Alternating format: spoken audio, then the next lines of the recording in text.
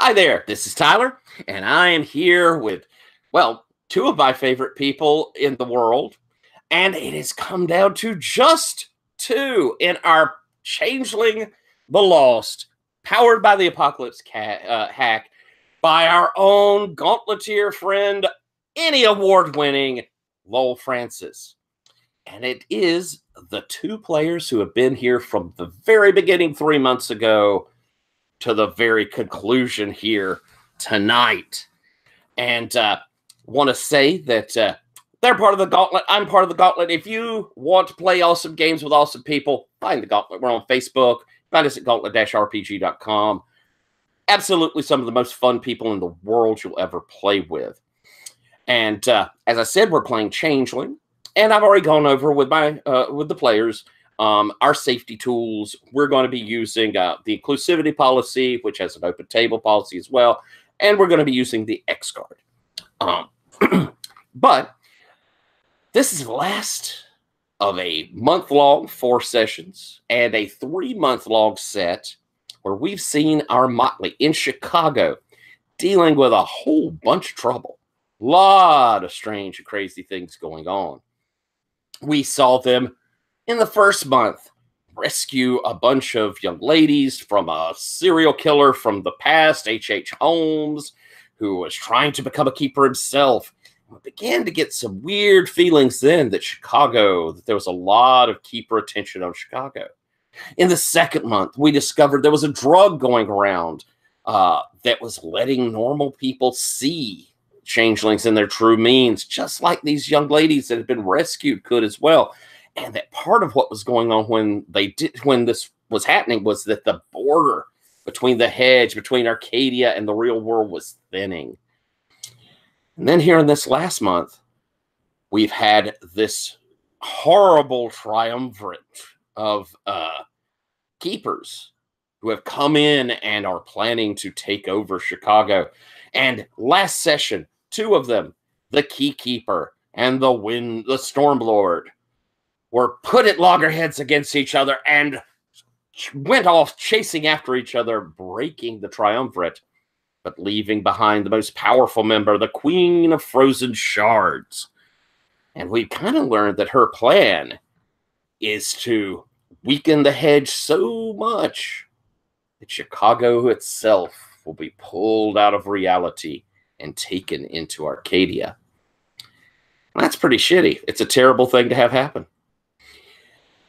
Now, our crew has come back from Arcadia, having sent off the Queen's 2 accomplices inside of the amazing van that the Motley has. And I may end up having to ask what the name of the van is, since it's pretty much a Motley made at this point. Having pulled away, seeing those 2 running off, and coming back with the information that she is weakened, but she is coming. The Queen of Shards plans to free Chicago. I think I'm going to have our 2 players introduce their characters, and then we're going to hop into play. So, Patrick, would you introduce your character, please? Sure. I'm playing Ditto, Mirror Skin Darkling of the Winter Court. He speaks brokenly, he thinks brokenly, he has sort of fractured personality bits and reflects weird things around him. He's part mirror. He came from a horrible wax museum. No wax museums! I'm starting a campaign. Maybe I'll get t-shirts. Let's see. He's had lots of things that have to do with, things in his life mirroring, or people seeing themselves in him, or lots of displacement-y type things like that. And, I don't know what's going on recently. It's been nothing particularly intense for Ditto recently, but there was horrible things last month. True. I suppose you did manage to escape by the skin of your teeth with your friend Cog last time, but... Yes. We had our grand assault. Did you happen to pick up any new moves? Did you go up a level last time? I did. I picked up from the Winter Court, the Way of Thorns. When you invoke a contract, you give the option cause a helpless target to forget some of their short-term memories up to an hour's worth. You can mark clarity to put alternate memories in their place. Ooh, very neat. Excellent. All right. And Chris, would you introduce your character to us? See, I'm playing Humorous Pete, a rod-eater beast of the Summer Court. He is a humanoid hyena person. He's basically a high muckety muck in the Summer Court now, so he tends to pull that out of his pocket when he needs to. He also tends to get annoying odd jobs assigned to him as one of the main troubleshooters of the court. He is fairly straightforward. He gives off the vibe of, kind of a den mother, I think, is where we've gotten to at this point. And he provides the team its home base, which is his greater den on Navy Pier. And he also provides the team with its awesome van, which I am considering calling Magnum. Oh, yes. Oh, absolutely. Oh, so wonderful.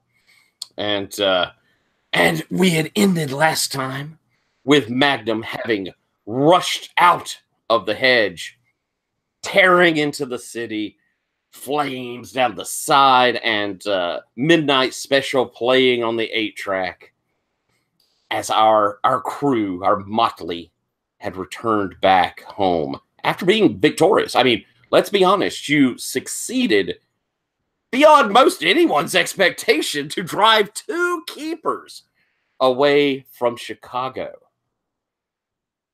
I'm going to start then with you, Ditto.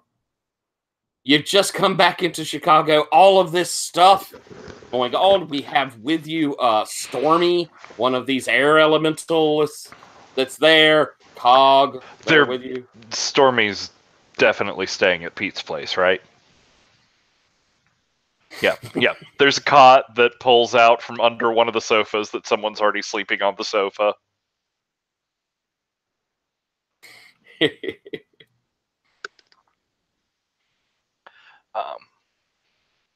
So what were you saying, Tyler? What do you do? I mean, you've come back in, they're yelling, we've got everybody. What's the first thing you do having returned back? Not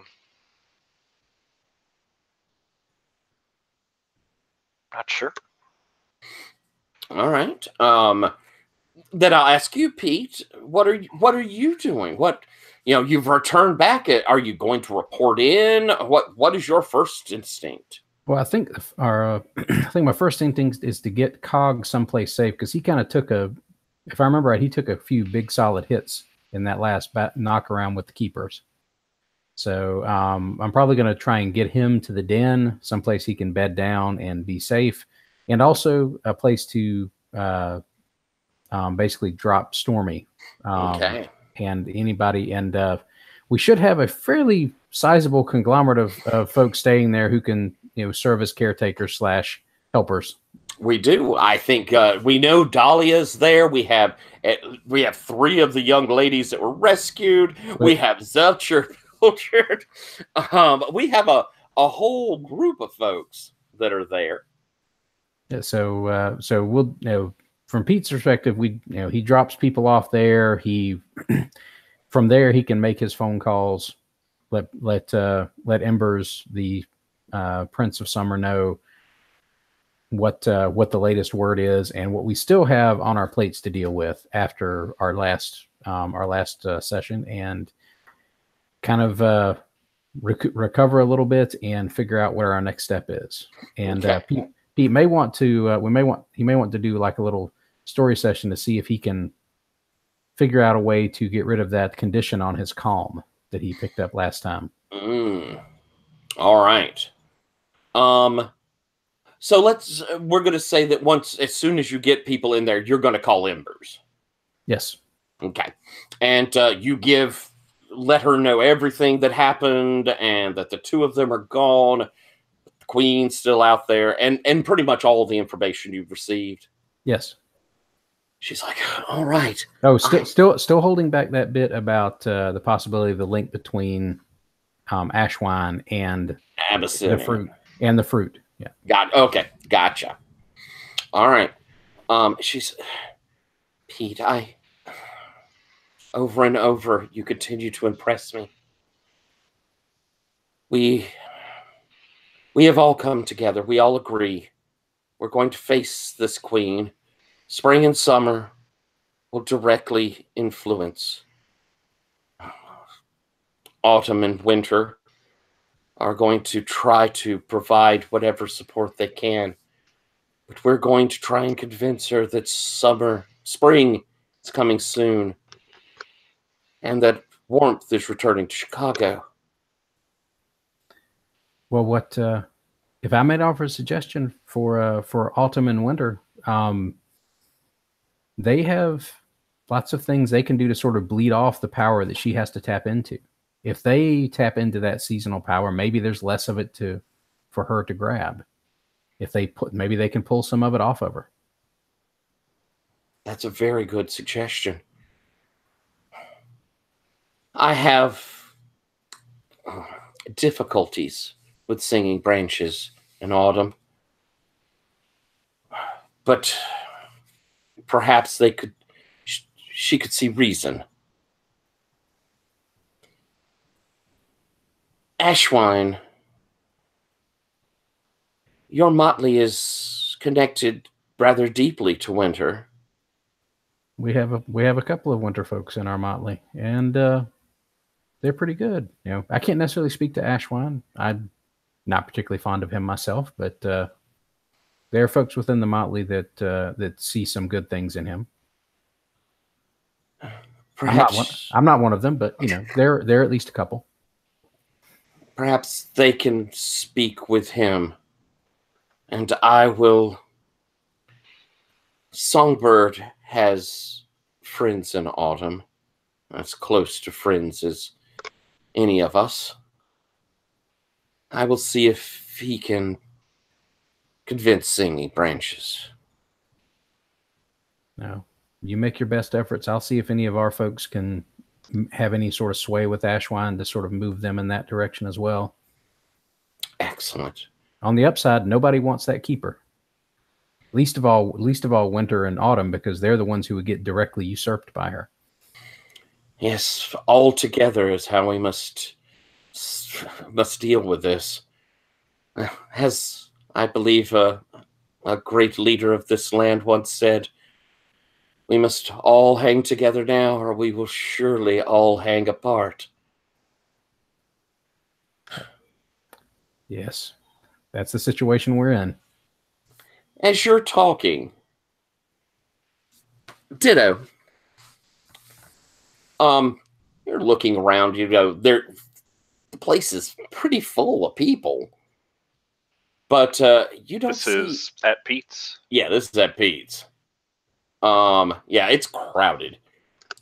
But looking around, you note that you don't see Zetcher. And why was he with us again? He had said that he was afraid of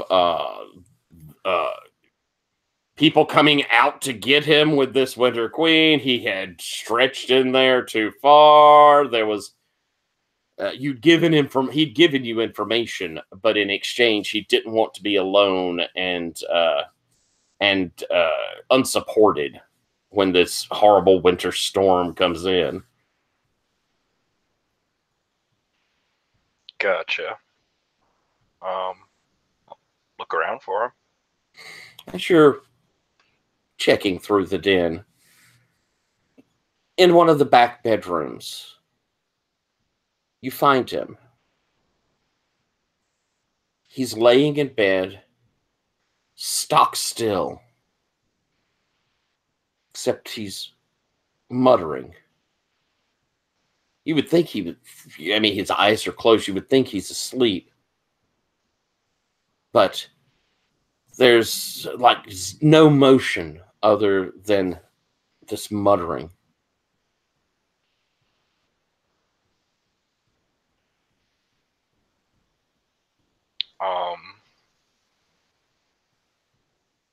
Get close and try and see if I can hear him.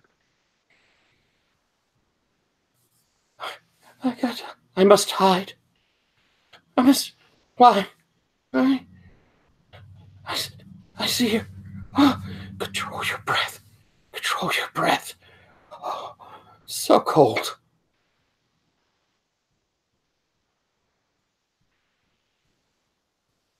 That's creepy.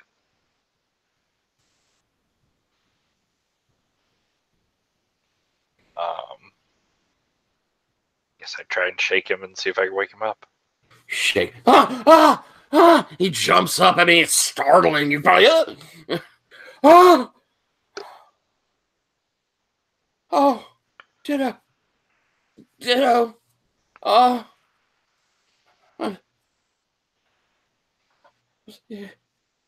She's out there. I mean, yes. She's looking for me. I mean, there's lots of, not just, I mean, there's several, probably other people too. No. Oh, yes. But I think she's looking for me in particular.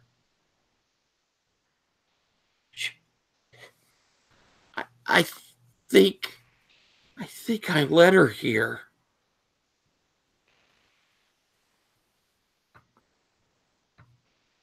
How? Why?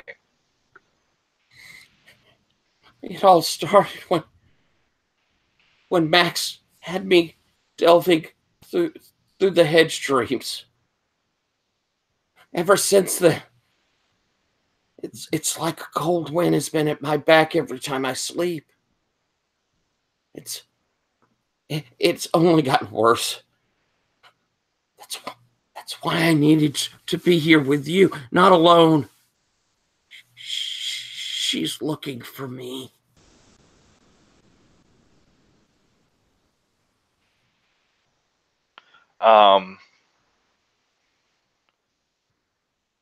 Tell him to wait there a minute. And I'm gonna go to, I imagine, a different room somewhere in Pete's place here, where the Reverie pair, the weird, like, gives power over the dreaming hedge fruit seedling that we found. Mm-hmm. And I want to try and use a fruit or the leaves or something off of it to, like, make him something where he can, like, make him a protected area to dream in, or like a dream bubble, or give him a sort of, like, I forget what the term is, but where you have, like, the wall up around your psyche while you're dreaming. Okay. Does it sound like you're invoking a contract to do that? Yeah. Thinking maybe the using the Reverie pair would give, like, a different sort of twisted option on it.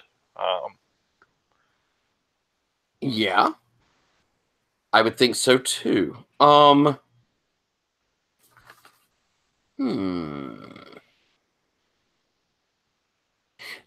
I believe it's going to be a sort of invoke a contract.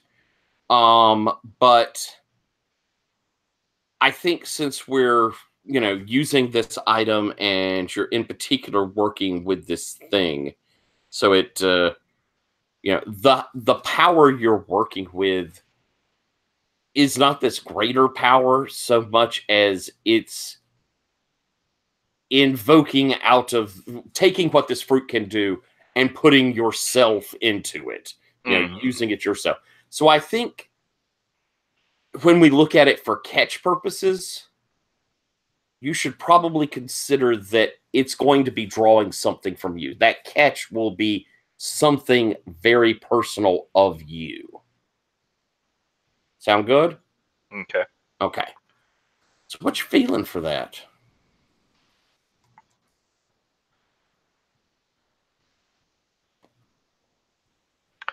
Well, I think this is supposed to be calming. Like this is supposed to help him, help him feel safe and help him sleep. So I'll go with calm. All righty.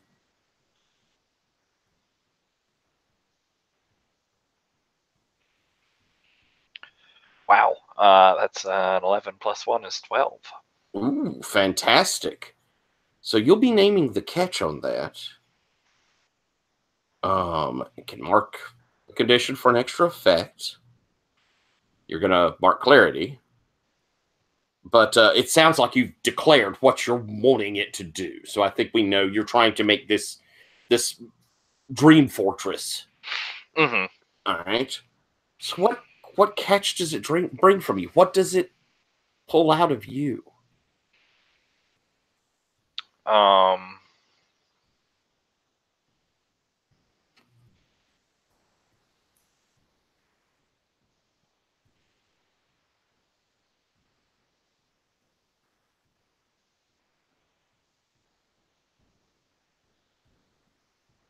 Would you like a suggestion? Yeah, because there's, limited amounts of self left in Ditto to give. Do you think that you won't be able to dream while you have this fortress up? Or sleep while you have this fortress up? Or there could be something else. You don't like either of those? All right. Do you think that maybe the catch then has something to do with your connection now with Zetcher? Something like, since you're protecting his dreams, you have to, you see what he dreams. You have to, or I'm coming up with a loss as well there. Yeah, I'm not sure. Well, why don't we hold for a moment? And maybe in play, we're going to discover what this catch ends up doing to you. Maybe we'll work that way. I'm trying to go look. There's a there's a list. Put like a list of catches in there. Mm-hmm.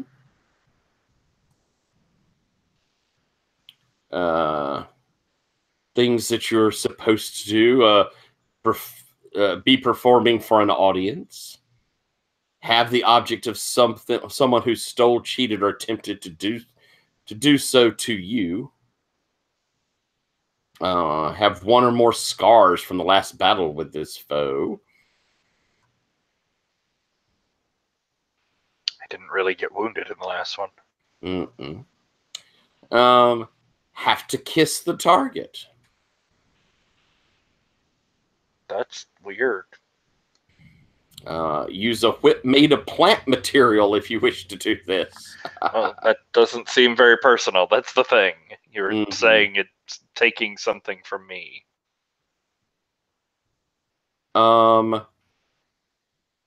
Tell a secret to your target.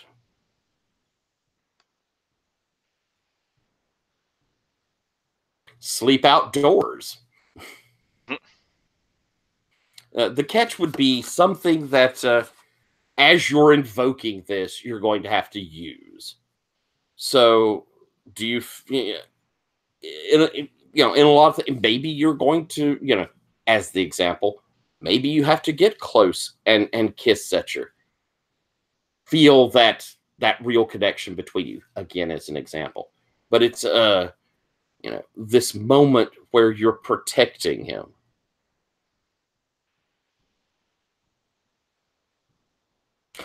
No need to get overhung up on a catch, though. Yeah, I did just name something. I don't know. Could I make a suggestion? Certainly. Sure. Maybe since you're doing this as kind of almost a defend action, maybe the next attack that tries to strike Zetcher ends up actually striking you. Ooh. Maybe instead of searching for him, the queen is searching. It would be deflected to search instead for Ditto? That could be something. That might be a big whammy though. That's a big Yeah. whammy. But I'm sure, whatever. I really don't care enough to spend more time on this, so Right. that. There we go. We'll go with a catch of this This is has taken now. so much more time than it was supposed to. That is correct. Yes. No, it's taken so much time I don't even care about the other option. Yeah, go ahead. All right. So you've built this fortress of dreams around Setcher to kind of allow him to be protected. And thank you, Tita. Because he looks exhausted. And as he slides back down to lay down to sleep, that care and worry goes off his face. And he actually seems to go into a deep sleep. We come back to you, Pete. I think you were saying you were wanting to take a moment to try and clear a condition, weren't you? Yes. I've got a condition on my calm. Basically, then that last big turnaround with the keepers, I think Pete burned his calm out. And he's going to have to basically try to find some place to get himself centered again, I think. Then tell us, what does that look like? How do you go out there and regain the calm? I think what Pete does is he's going to take a walk down Navy Pier, and he's just going to, as he's sort of finding his center again, he's just going to do a lot of people watching, and seeing how the families are visiting Navy Pier, even in the snow and the cold. There's still people coming out to try and enjoy the carnival stuff and go shopping at all the stores and get a Chicago hot dog, that sort of stuff. And I think Pete basically picks, just to make it a little magical, I think Pete basically sort of picks one of those groups, one family unit, and he basically shadows them and basically does the same stuff they do. Like when they stop to get a hot dog at this one hot dog stand, a few minutes later, Pete stops at that hot dog stand. And he does that for a while, and that sort of centers him again on being a person, still being a human. Oh, I love it. That's beautiful. And so you may clear your condition as, walking around with these people, even with this craziness that is going on, people are still living their lives. That's lovely. And so we'll have the opportunity as this night passes of the huge bunkhouse of the dead. Yes. Getting to bed down, and everyone gets a bit of rest. And I know we've just started, but I think I'd like to take about a 3-minute break, if folks don't mind. Let's take about 3 minutes, and we'll come back. Okay.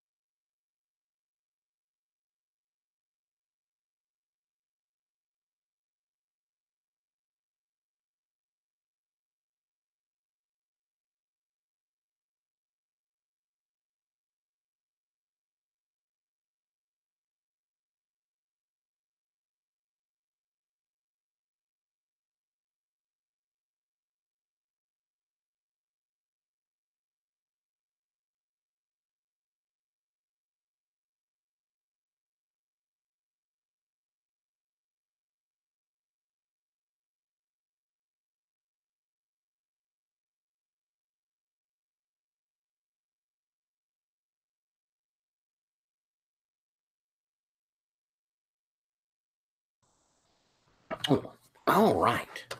So, for the first time, probably in quite a while, y'all managed to get a little full-on rest, a night that, passes, and, you've been through a lot, so probably all of you are having some bad dreams, but at the same time, it's home. Um, is there anything anyone wants to hit in the slumber, or are we waking up the next morning? I'm cool with waking up. Just on a meta thing, to take a step out of it, I think part of my problem is, are you there? Oh, yep, sorry. Click. I was clicking the wrong button. I was going to mute for you. I was just saying, at this point, I've played like 5 or 6 of these different Changeling worlds, and they all have a At Your Mercy. And since our last session, Christmas happened, and to be totally honest, I don't have a fucking clue who At Your Mercy is. I do not remember the first thing about him in this game. Then let me give a small overview. And he's also Pete's good friend, so I'll let Pete give a little bit once I finish. We know that our At Your Mercy has been a cat's paw for Abyssinian Max, and has been at the very onset we saw Abyssinian Max had sent Zetcher too far into the hedge, might have been part of what stirred up Holmes, and that since then Max has said we've had a thing where Max is going to leave him alone. But what we know of is Zetcher was a dream walker that Max used to go too far. Gotcha. Pete, anything to add to that? I think that basically covers it. And Zetcher is kind of, I think you probably got this vibe already, but he's sort of like he's the kind of guy that people easily snooker into doing dangerous stuff for them. And like he'll just to have somebody he thinks is on his side, he'll do something stupid and ridiculous to get it done, is the sense I've gotten to this particular version of At Your Mercy. Gotcha. And how did he end up with us? Like, what are the particular circumstances of why he's in the van? Okay. What happened was he got, I used him as a contact. He's one of my sort of bonds. So when we pulled in bonds a few times back, meta-wise, we got Pete pulled on that bond to get some information from Zetcher, because we knew he had been working for Max, doing some sort of dream or hedge investigation, maybe a little bit of both. And when we showed up to talk to him, some of those fairy types that one of those keeper's minions, or that steel tooth guy, I can't remember which one it was, tried to actually grab him from his house, and he was absolutely terrified. At that point, in order to get the information out of him, I had to promise him to take care of him. And the only way Pete has to take care of somebody like that is to drag him back to the den and stuff him in there. Roll out another air mattress. Yes. Or mat on the floor, or like buy another really cheap, like fold out couch, something. Gotcha. Thank you. Sorry about that. I have kind of discovered that after 3 months, we've layered on a bunch of mythos. So it does get to where we're like, oh, all these people. And so night passes. Perhaps you toss and turn a bit, but finally you get some rest with all of the excitement that's been going on. The next morning, when you wake up, first off, the light coming through the windows is enormously bright. And, you knew that there's been this storm. Why would it be so bright? So as you pull aside the curtains and look, the entirety of the pier and across the lake are just covered in ice.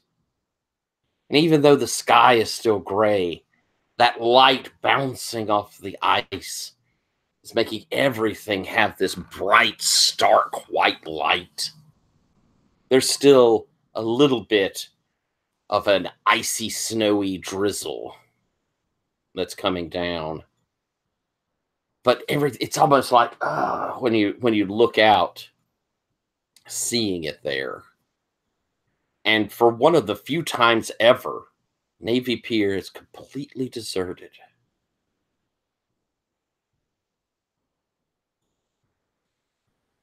Pete, you've Ember's mentioned to you maybe going and talking to your companions and seeing if someone could talk to Ashwine. You may have other plans of your own, though. Yeah. Well, that's going to be a big part of his plan because he knows that needs to get done. And unfortunately, the one who probably had the best in with Ashwine was Cog, and Cog's, beat up and isn't able to do much right now. So, and I think our other Winter Court person who is here doesn't have so great a relationship with Ashwine right now. Certainly not in a great position to be asking him for more favors. But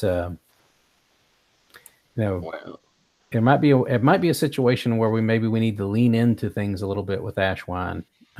Pete's sort of mulling that over and thinking about basically taking and maybe sort of pushing Ashwine a little bit more. He sort of poked at him a little bit last time with that info from that bar, with the guy, knowing who Ashwine was and being involved with the fruit stuff. And you might want to lean on that. Maybe he and Ditto can kind of talk about what all happened there and how we might be able to bend that into something we can use to sort of lean on Ashwine to get him to lean in our direction a little bit. As Pete talks with you, I'm guessing you talk with him. Yeah. Once Ditto gets up, because Pete's not going to wake anybody up early if he can help it. He knows everybody needs to sleep. What do you think of that idea? A little leaning on Ashwine.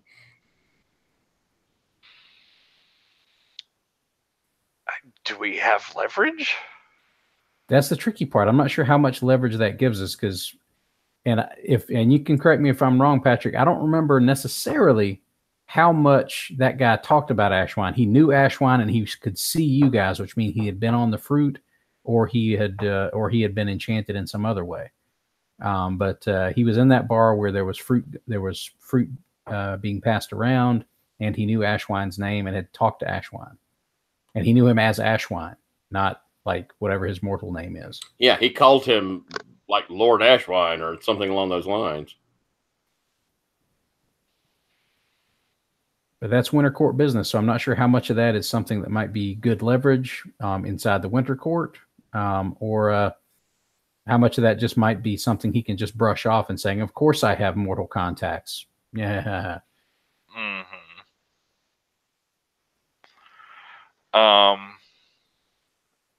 I don't know. I guess we could poke at it. I know Winter Court's generally more about scheming than Summer Court is.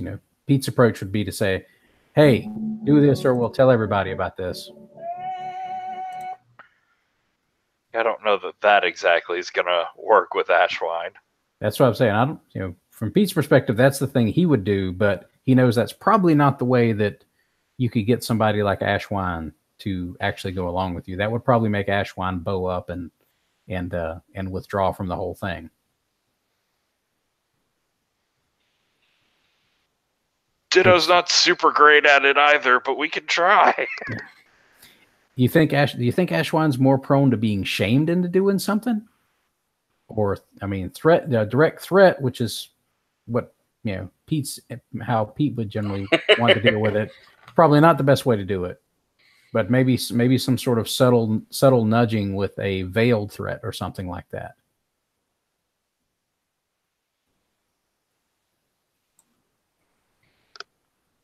Not sure. I'm looking through the Winter Court, and I don't know how Legions is doing. But like our other main lever to use against him is Abyssinian, which seems at cross purposes. To get what we want out of this, I'd even make use of Max. We need this. We need something done. And Winter, we need Winter to act, and we need them to act decisively, just like Summer's doing. We need everybody to. Embers and her end of things are trying to make good with the Autumn Court, but. And I suppose you could go see how Legions is doing. You've been checking. I got the impression you talked about checking on him over the course of time, and he is much better. Wasn't Mr. Bergman sort of like writing, basically keeping an eye on things there, because we sort of left him with that in the final parting from November's escapades. That's true. And if Legions is waiting in there, maybe that's another wedge we have. Because Legions was some competition, and that's why Ashwine was so keen on putting him in a subservient position, I thought. Yeah, at the very certainly Legions is someone you could talk to, or you could go directly to Ashwine, or you could see if Abyssinia could be helpful. Yeah. I'd be more willing to try Legions first from Pete's perspective. Definitely try Legions first and see if he'd be willing to lean in with us on this. What you think, did I? Legion's taking a bullet for this thing. Maybe he's mad enough to go for it. Yeah, I mean the biggest problem is we don't know where to push, so someone that could help with that would be great. It would be lovely to have something over Ashwine and be able to prove it and use it, but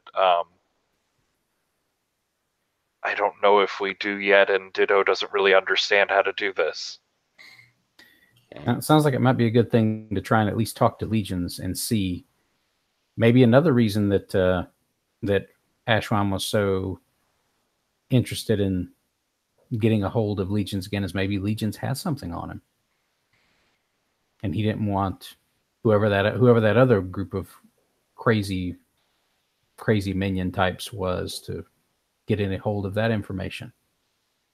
Well, it sounds like the two of you are heading off to see Legions. Yep. I think, Ditto. I think that's definitely the way to go. Is at least let's talk to Legions first and see what he's willing to do. Dear Legions, we have a bucket of questions. Answer any or all. Yes. And so you hop in Magnus, who does a pretty good job of handling this ice, but Chicago, as you start moving through it, it is coated in ice. It glows white, even in the dim light of day. And the streets are nearly deserted. The radio is telling you, they're giving one, please do not get out on the streets. It is horribly dangerous.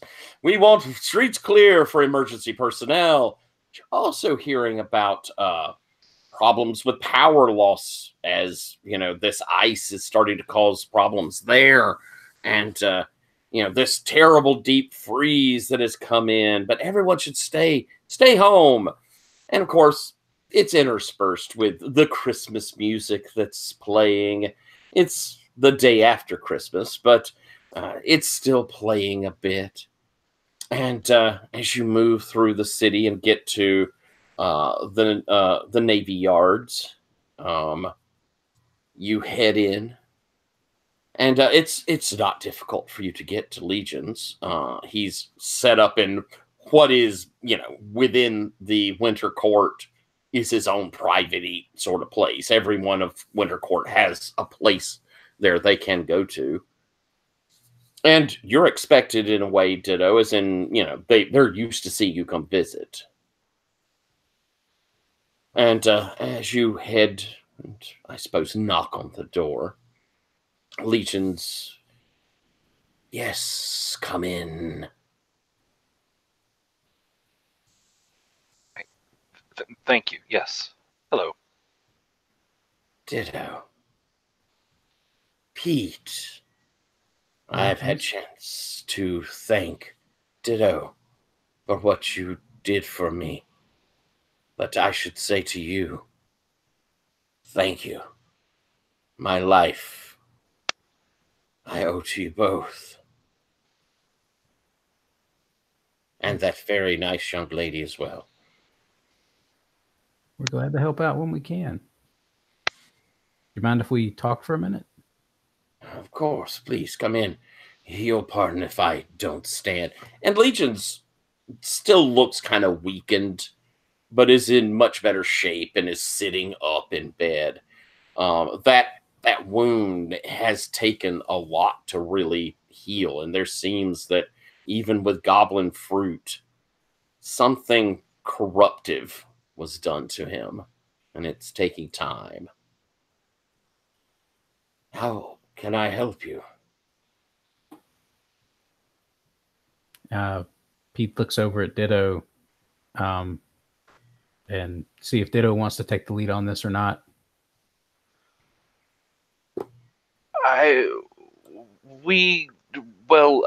There's, the Winter Court. It's very complicated. There are a lot of structures and levers and cross purposes and factions and fronts, feuds. That are going at, and to try and get at a delicate position. Pete, help. I think where Ditto is going is this alliance we have to try and offset this Winter Queen, this Mad Keeper, Queen of Frozen Shards person who is throwing this incredibly devastating winter at Chicago right now. We need everybody to come in full bore on this, and we're getting the impression that that Ashwine might not be willing to go all in on this. I know of the plans. Songbird came by to see me and told me that Embers has wished for him to speak with Autumn to bring them on board. Yes, the sweet songbird is going to sing their song to Autumn. One wonders how it will be received in the singing branches. But it surprises me very little that Ashwine wishes to sit to the side. Not want to commit is Ashwine. Well, and that's what's worrying us, because there's only one. There's no sidelines in this. There's no safe space. There's nowhere to hide. We don't have a place to. There's nowhere for anybody to escape this. Unless Ashwine is planning to basically yank up stakes and run to Florida. This keeper's coming for all of us.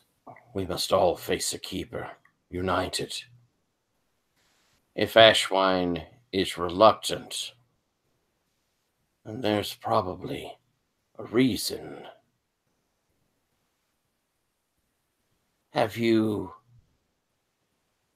Do you know if Abyssinian Max has committed to this plan? And Pete bristles a little bit. We haven't spoken, hit, chased, yelled at, interacted with Max recently. If anyone can turn Ashwine's attention or the will away from everyone's best interest, it would be Max. Max has been searching for something out in the hedge. I had heard of this for some time.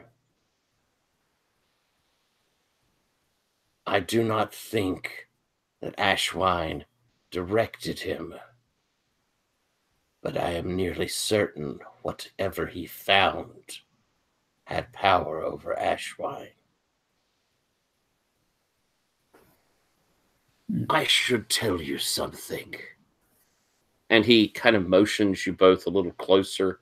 And he'll reach out and he'll put his hands on both of you. Your hands. And it's hot.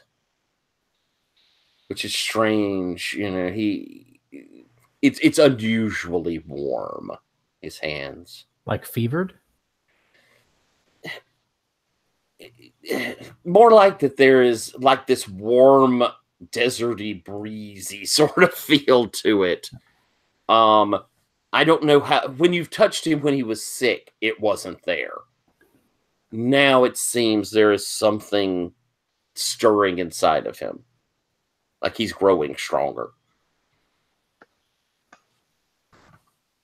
This Queen of Shards is not unknown to Ashwine. She was his keeper.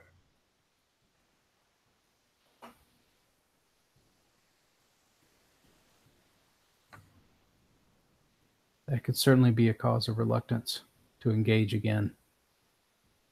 We can all understand that.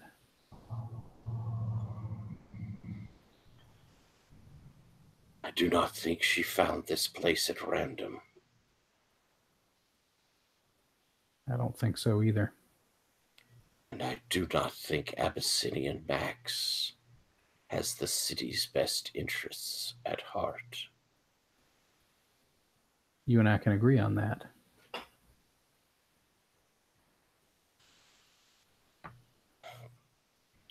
Is there anything else I could help you with?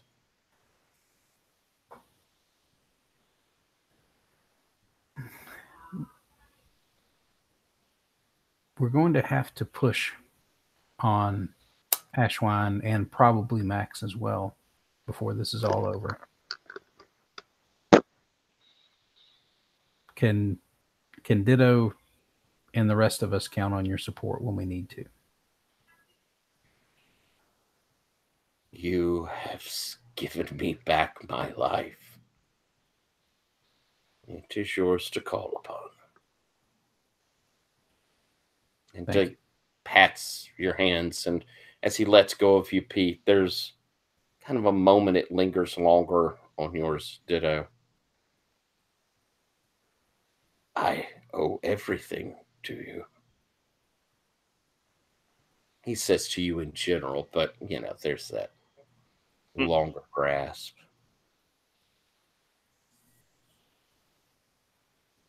We should go before, you know, it's late. Songbird shows up. He sits back. Yes, he does tend to dote on me. I sometimes wonder, like a mother hen. Pete tries to not laugh out loud like he's...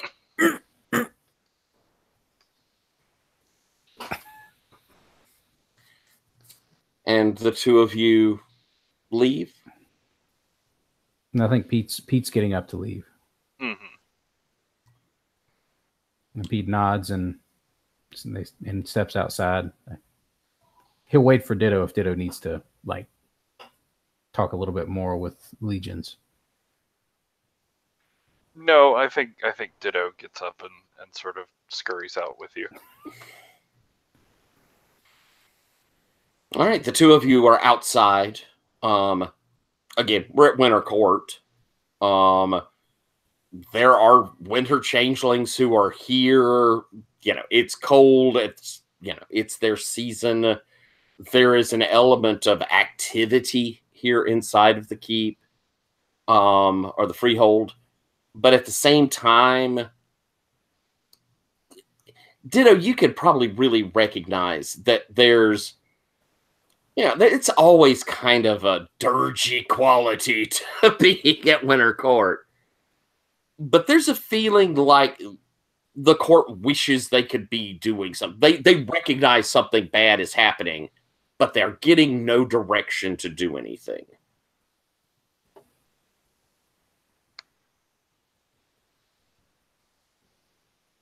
What are the two of you doing?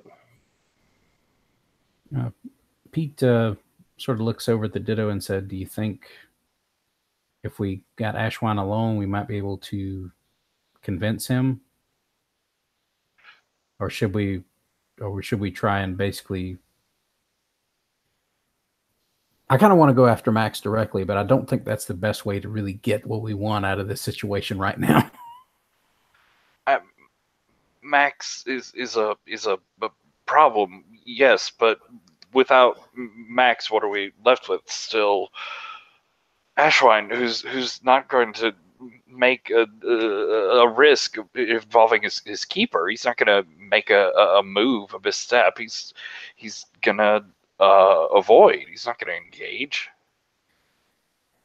Okay, so we're going to need to convince him. What do you think about this, Ditto? The way that we were able to play off those other two keepers against each other was we made use of their connections to some of the folks in our motley. We made use of the connections to the Wendy and Cog. We pulled on that, and we got it to work.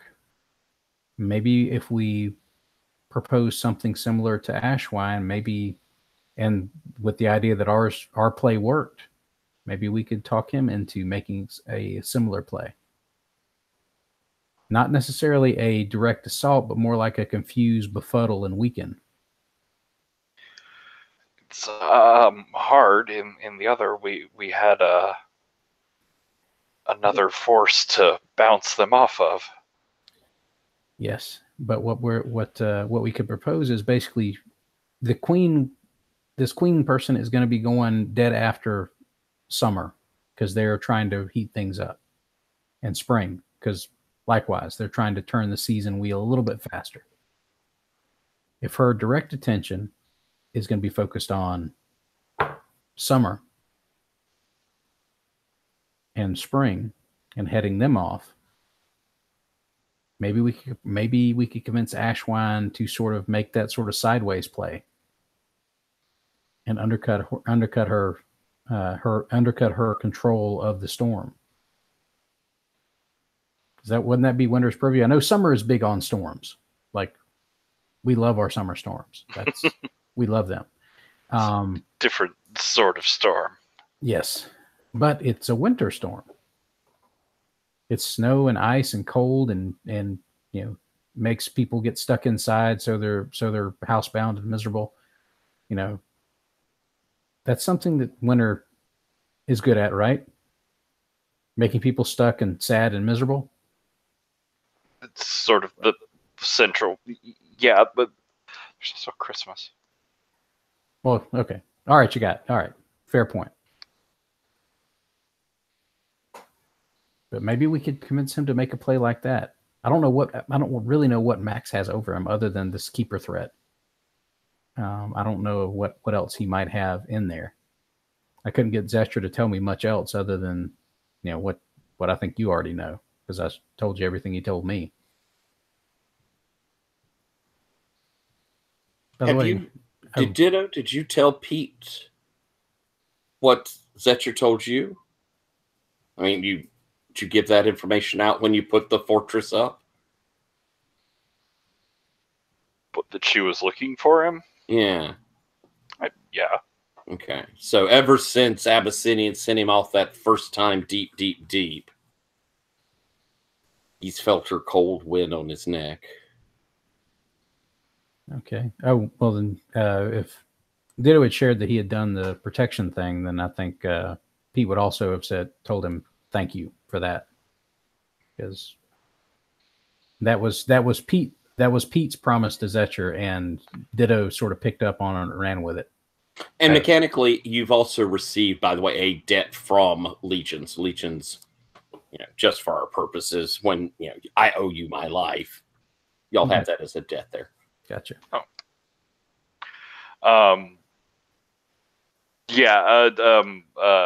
Ditto basically say, like, we've had too many things break in from the dream world into your apartment into your den. I figured let's not have that anymore. Yeah, I've got to work on those defenses. I hadn't even considered when I built the den up that was going to be a big thing. That was a huge oversight on my part. Okay. So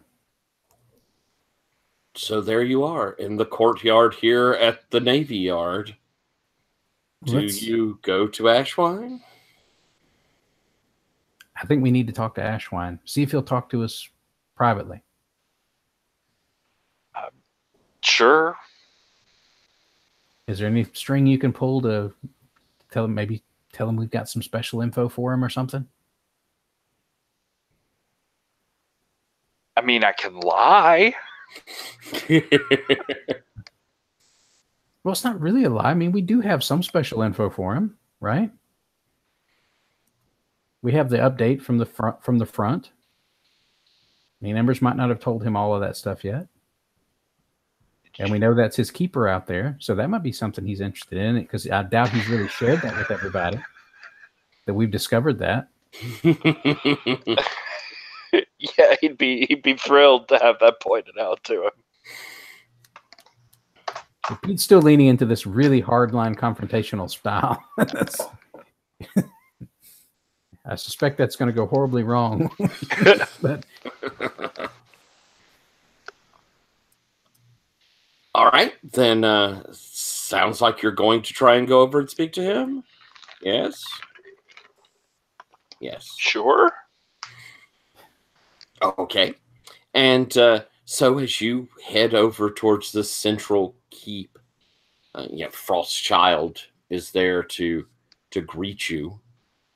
Ah, Ditto. Humorous Pete. How may I help you? Pete sort of looks over at Ditto and says, "We have something we'd like to discuss with the prince about what's going on out there." And he points outside to one of the windows in the storm. Our prince is somewhat indisposed, and you can see there's like worry on his face. I think this might be some info he might have been waiting on.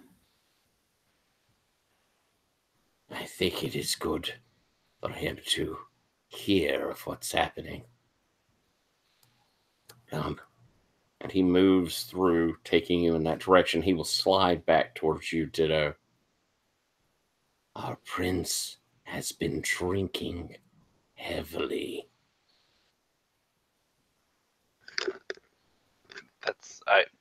That seems like a bad thing to do. Are there princing hours? Are you on the clock?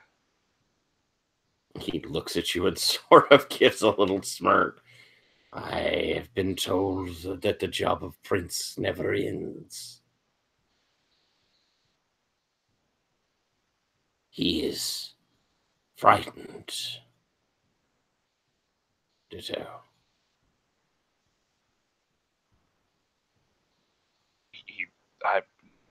Well, should be. Yes. I suppose he should. He moves up to where you've met with Ashwine before, the area.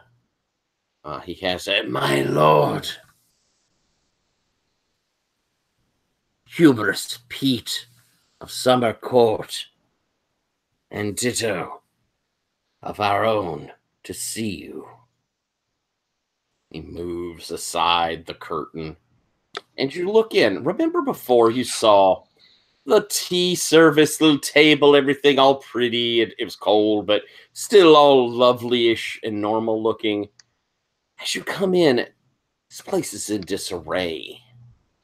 You can see that there are books that have just been spread out in like newspapers.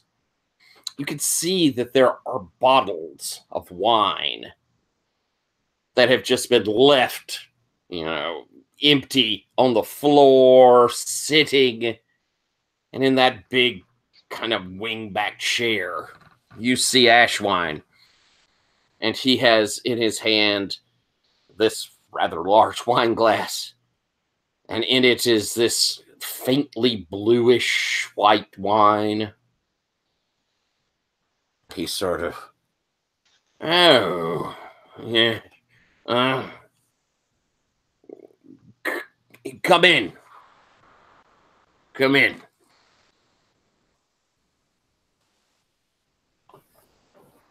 Come in. Ditto. Pete, would you care for a glass? Oh, I've got to drive. Ditto wine. No, thank you, no. I hate to drink alone. Not so much I won't do it, I just hate it. And he takes a big swig. Let's see, is this a private room? Like, is it like the door closed behind or right? curtain or something? Once Frostchild closes that curtain, there's no one who's coming in and hearing anything. Okay. Pete sort of takes a seat, basically across, like face to face with Ashwine. It says, "Prince of Winter, you know we need you, right?" What can Winter do against frozen shards, Pete? She's in all of our hearts. You know what those shards are, Pete? Tears. Each and every one. A tear shed in her service. Actually, that's not as bad as I was thinking. I was thinking it was like souls of frozen children or something. Oh, and some of those shards, they already strike me in the heart. What can we do? I think Ditto had been like playing with one of the empty bottles and looks around at all of the other empty bottles around the room. Sort of nods his head and puts the bottle sort of definitively down in front of him, turns it so it's facing straight on, then turns towards Pete and says, I'm sorry, I just not very usually with the court things, the subtle workings and manipulations, and what I'm trying to say is you were right the first time. Your way. We'll do it your way. And you see, like, Ashwine struggling to kind of understand Ditto and paying attention at what? And Pete looks over at Ditto, nods, smiles, turns back to Ashwine, and Pete leans in hard. We know that's your keeper out there. That's an ugly business that all of us have nightmares about. Everybody in this building, everybody in every court, everywhere has nightmares about that. Their keeper being the one that shows up.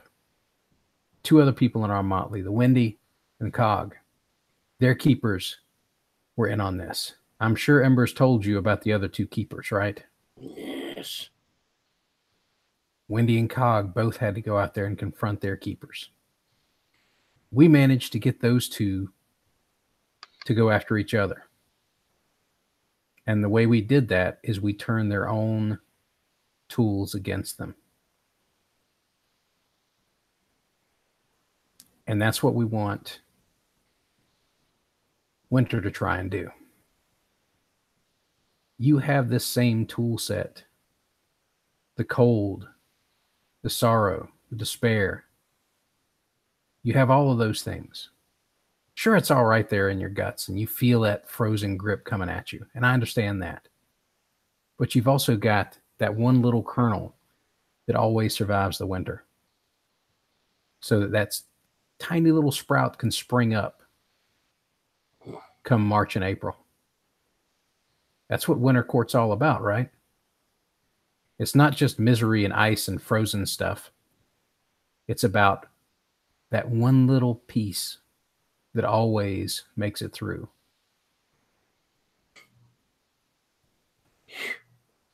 You don't understand.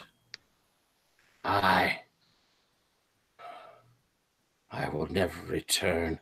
I will never aid that creature. But I'm bound because I'm a fool. Stupid, drunken fool. Pete takes the glass away, like he's standing over him now. Just he moves up. Max got my name from her. Pete's eyebrows raise. Max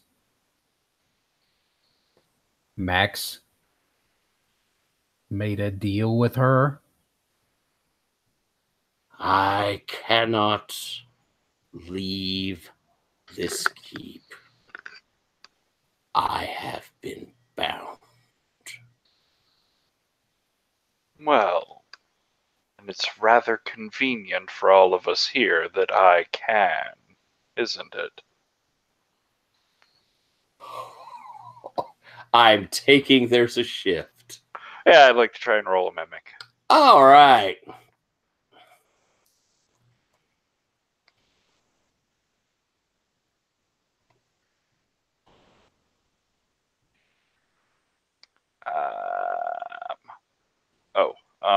And What's your feeling? yeah, what am I feeling? I'm trying to be the guy in charge. Like, this is definitely power. This is calm and smooth and in command and everything that stupid fucking Ashwine isn't right now. So that's 9 plus 2 is 11. Oh, fantastic. And as Ashwine looks up at you and sees this perfect mirror, you... Oh, Ditto. How you please me. That's not what we're here for. More importantly, I can leave this building, and Max has someone's true name, certainly not mine. Wouldn't do a thing to me, now would it? No. All we really need is Ashwine, the prince of the Winter Court, being out there and saying things and telling people to do active things. I'll work on it. Say things fewer times. I may need to listen to you talk a little bit more. This isn't exactly... We're working on it. Yes. Yes, Ditto. Tell Frostchild, when you leave, that none should enter your chambers. And I will wait. He reaches over and grabs one of the bottles. And hope. And he slugs back a drink from it. Ugh, hope. Pete leans in and says, look, if you can't bear to hope for the safety of the city, then hope for a chance to get your piece of Max when I'm done.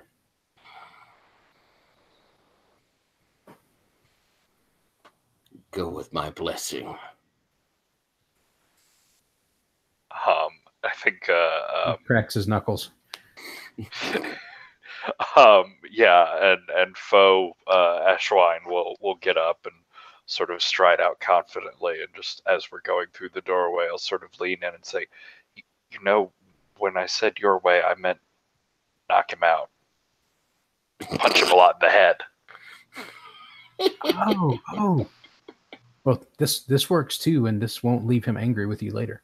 No, true. This I didn't expect that to. No, it's good. It's good. Yeah. Hey, that worked out well. I hadn't even thought about having you just pretend. Just shut up. Sorry.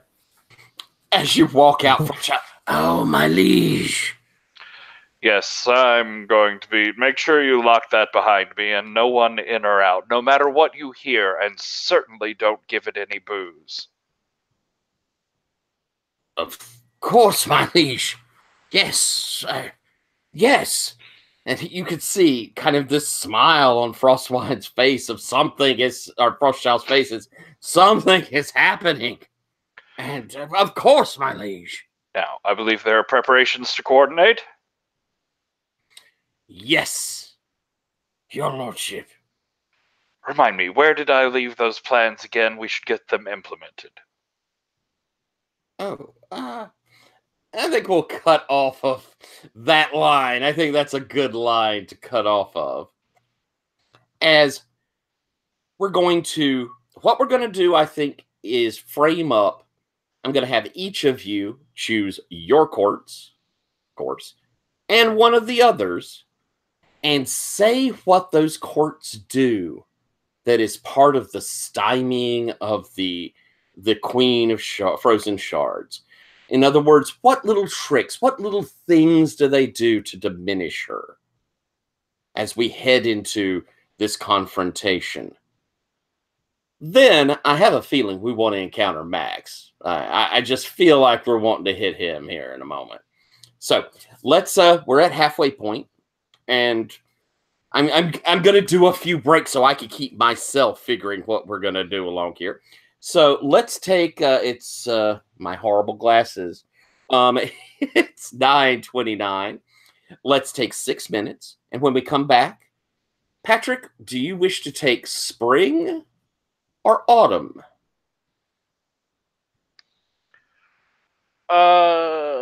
Spring seems to me the most foreign, and I think it's sort of fun to give Pete wrath and fear, so let's do that. Sound good, Peach? You happy with doing autumn? Excellent. So when we come back, we're going to hear how the city is coming together to unite against this queen. And like I say, we'll be back at 25 till the hour.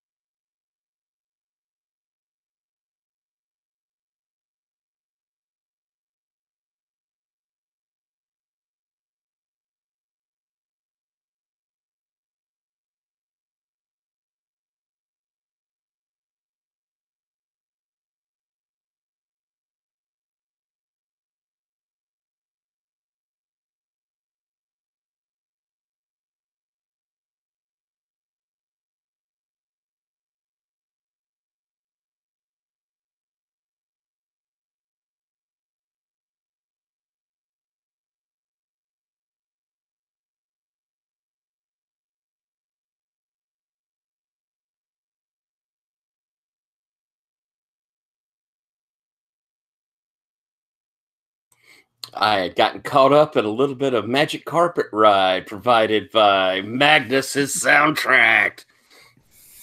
I think that works out. At first, I wanted to go with. I was leaning towards going with Magnum, but I think. Then I remembered. Oh, that's 80s.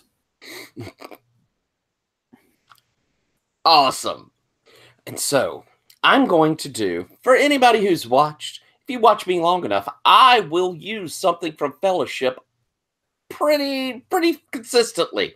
So I'm going to do a variation of one of my favorite moves for Fellowship, which is called the Perilous Journey, in which we're going to do a different version, though. I'm going to present 4 problems with what the Queen of Shards is trying to do to Chicago. And each of you are going to tell me how one of the courts either stymies this or gets defeated by this. So, you know, we're making up the narrative as we go. It's possible not everything's going to work. You will decide how the courts handle these. So I'm going to tell you 4 things here, and then we'll go back and forth to solve the first problem. Is the Queen of Frozen Shards has put the deep freeze on Chicago. Her hope is that all the mortals of Chicago will united wish to be anywhere but here. She also has put up a freezing cordon around Chicago in the hedge so that any who try to escape that way are frozen and cannot. She also is bringing such a feeling of despair and hopelessness to the changelings that they will not be willing to fight against her, knowing they are overmatched. And finally, she wishes to open up the hedge itself so that nothing stands between Chicago and Arcadia. So, we're going to start with one of the courts solving one of those problems. And you could ask me again as we go, you know, the problems. But Chris, which of the 2 courts do you control would you like to use to solve one of those problems? Or fail?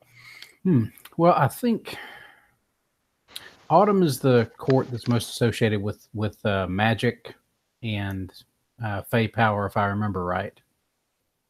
Because of, you know, you got Halloween in autumn and all that sort of stuff. Mm-hmm. So, let's see.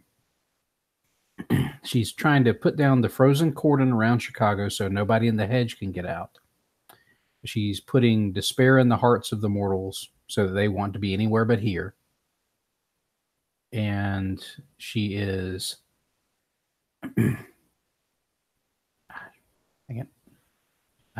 we have despair of the changelings that they are overmatched, so they will not fight. And then have the hedge open up so that all of Chicago can be ripped into Arcadia. I think what the Autumn Court's trying to do is shore up the hedge, that boundary. And part of that is coming through. What court was Dahlia? Was she Autumn? I seem to remember her being Autumn. She is. She has been fighting the street vigilante war against the fruit, and they're building on that effort. They've gotten a hold of some of the fruit, and they're creating sort of a magical, like, ritualistic thing to short circuit its effects so that the mortals, so that it really stops working. Like, it starts to burn itself out faster than it normally would. So, like, now its effects are just not nearly what they were. It gives you a buzz, but it doesn't give you the visions. Ooh, okay.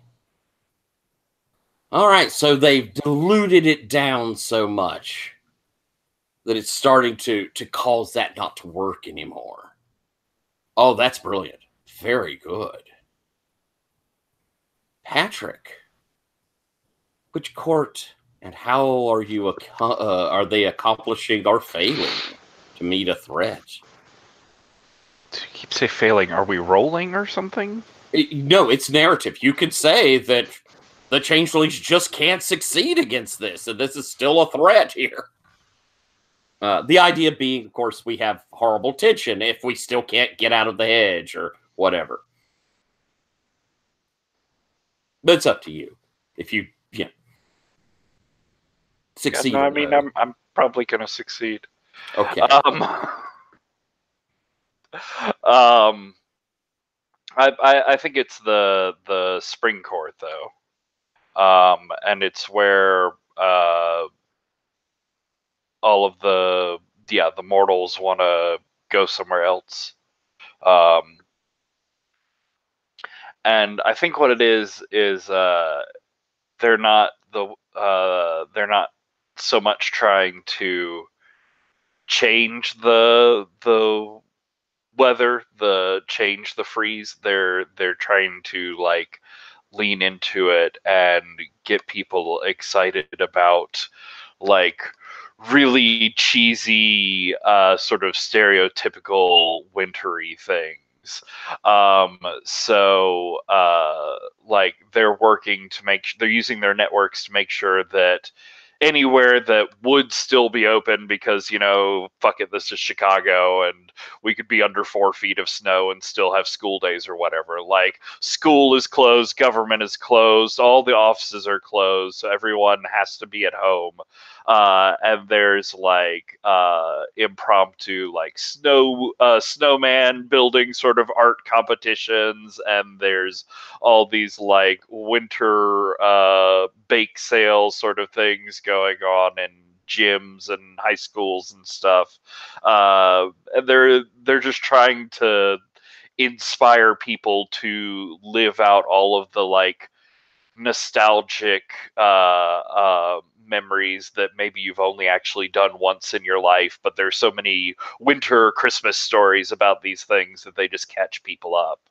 Oh, I love it. I see little gangs that are like chiseling into the ice that's covering these buildings to make ice graffiti or ice sculptures on the sides of buildings, sort of thing. Oh, very nice. Some people are like, naughtily cracking open fire hydrants and making sort of an impromptu skating rink out of part of the street or something. Nice. All right, back to you, Chris. I think you went last with Autumn. How does Summer defeat one of these problems, or how do they fail? I think Summer's trying to counteract the weather, the freezing hedge thing, and I think they fail and the reason that they fail is because more than any other court, they're going directly head to head with her and her power on her terms. And they just all of Summer together can't the Summer Court by itself can't match that. Love it. So out there in the hedge, struggling and fighting against it, the cold is still too much. There is no escape if you lose. All right, and Patrick, winter itself. You are the Prince of Winter at the moment. How does winter me? Oh, yeah. No, I meant yes, me. That's what the sash says. Exactly. You even got little lights on it. I believe our last problem is the open way to Arcadia. Yeah. No, I think Autumn fixed that one. That's right. It's despair that the changelings can't win. Gotcha.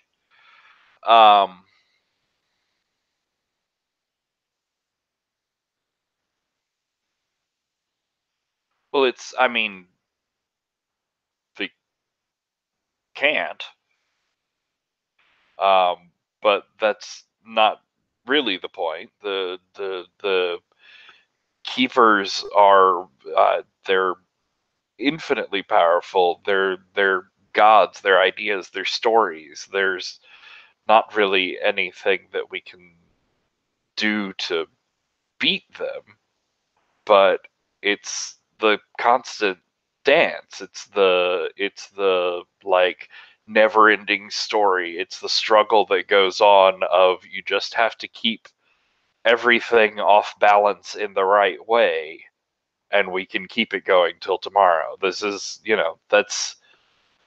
there is no nirvana perfect endpoint. That's not the world we live in. But there is tomorrow.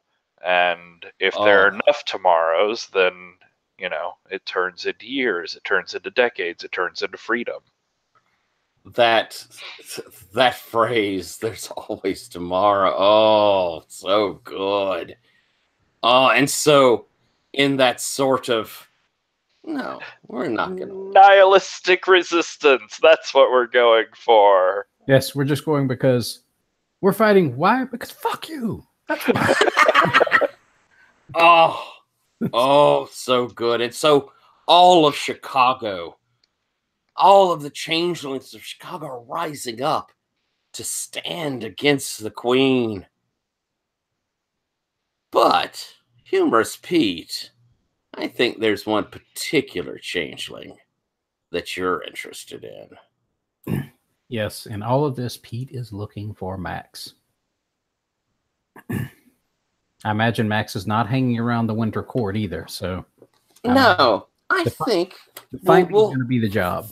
We're going to have a role for that. I think it's hit the streets. That sounds good to me. Okay. Get to roll for the party. And this is you, like, trying to connect with anyone who's seen Abyssinian. This is you trying to pull that little bit of information to find him. Yep, and Pete will basically hit up... he's already been walked through the Winter Court trying to get some buzz on where Max is. Because usually, honestly, Max is kind of like Pete. He likes to be a center of attention wherever he is. So the fact that he's not being the center of attention is a red flag in and of itself. Mm-hmm. So, okay. And for this one, I think Pete's angry. Like he's pissed off. That makes sense. So here we go. Let's see if this works. Ooh, that is not good. Uh-oh. That is a 5 total. We do have we have some team. We have 3 in our trust pool at the moment. Okay. And I'm guessing now this is Ditto, have you left Pete to do princely things? Or are you sending out the kind of commands, making appearances as you've gone with Pete? Yeah, I think he'd be trying to hang around Pete if for no other reason than, like, I don't know when this might go horribly wrong and I might need someone to punch someone in the face or talk to them reasonably for 5 minutes while I run away. Either one. What an odd dynamic. He handles both the talking and the hitting. I run. Oh, awesome. So you're there. How are you helping?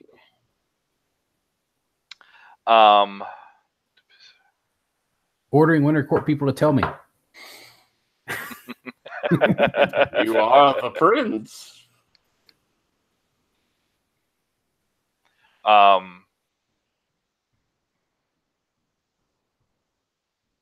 Yeah, I think I'm using, like, winter underlings and lackeys and sending them around. That makes good sense. Telling them to find Abyssinian and tell you, or telling Abyssinian to come to you? Which is it? I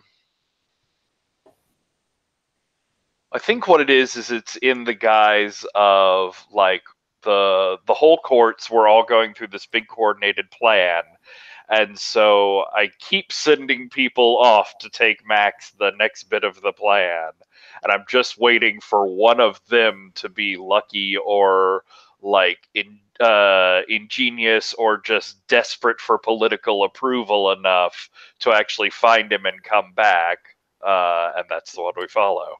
Perfect. And what part of the plan did you tell him? What thing did that one actually say to Abyssinian?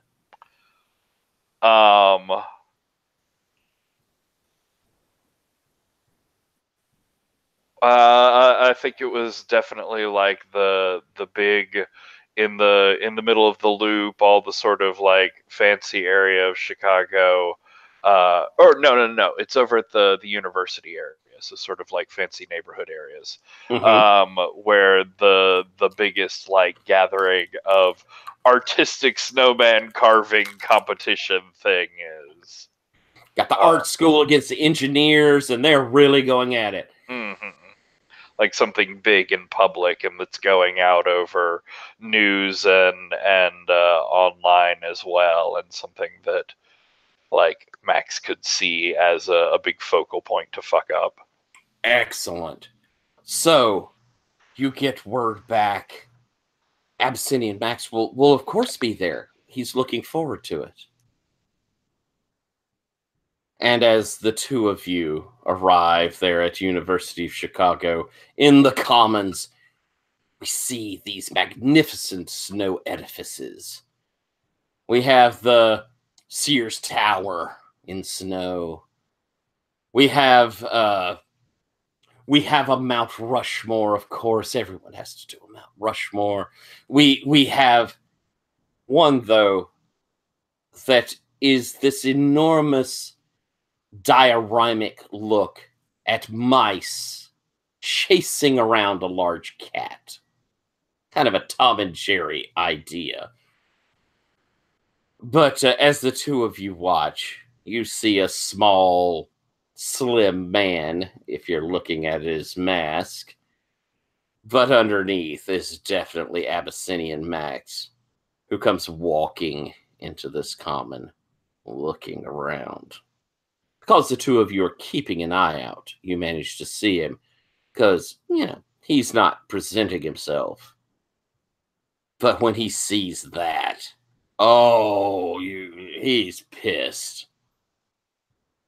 And you note that he's moving over towards one of the buildings that's around the common. And as you watch, he starts climbing up the side of the building. Pete, what are you doing? Pete sort of points over there and says, well, that's a hell of a thing to be doing in public. You're muted, my love. Bah! I said, it's a choice, certainly.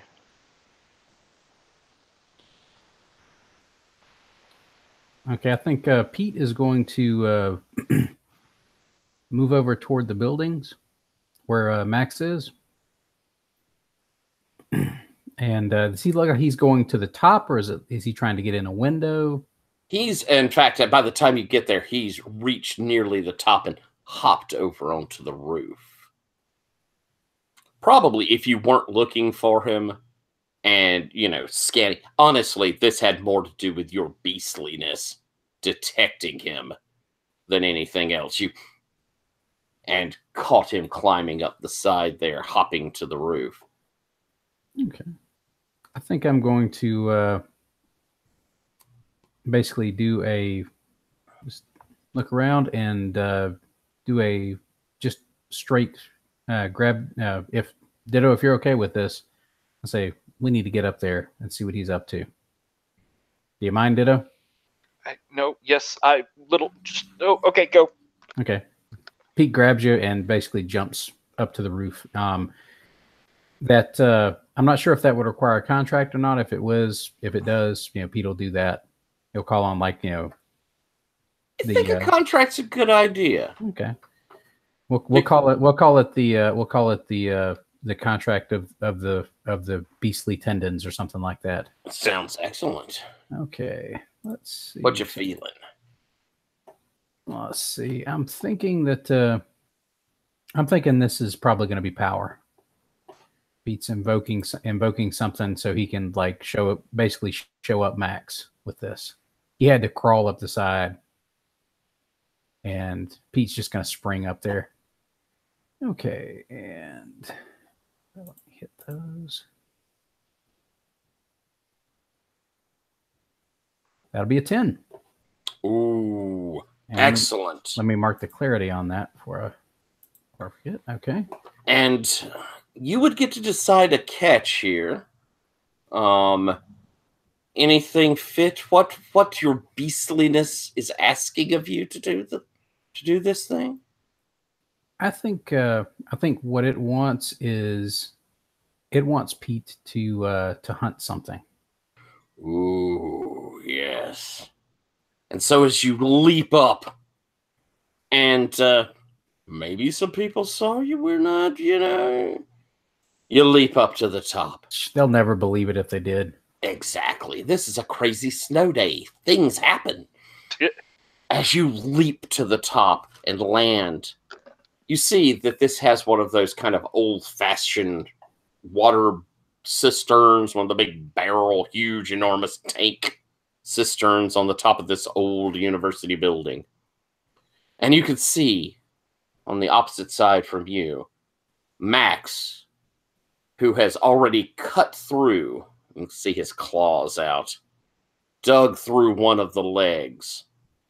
It's about to dig through the other to tip all of that water down onto the people reveling in University Common. Let's see. I think what the thing I'm going to take for my option on the contract is I think I'm going to take advantage against Max here. Excellent. And I think Pete lands, and of course, Pete makes it a superhero landing because it's a little awkward with Ditto in the other arm. Yeah, I'm curious. Ditto, how do you land? Clinging desperately onto the back of Pete's suit. Fantastic.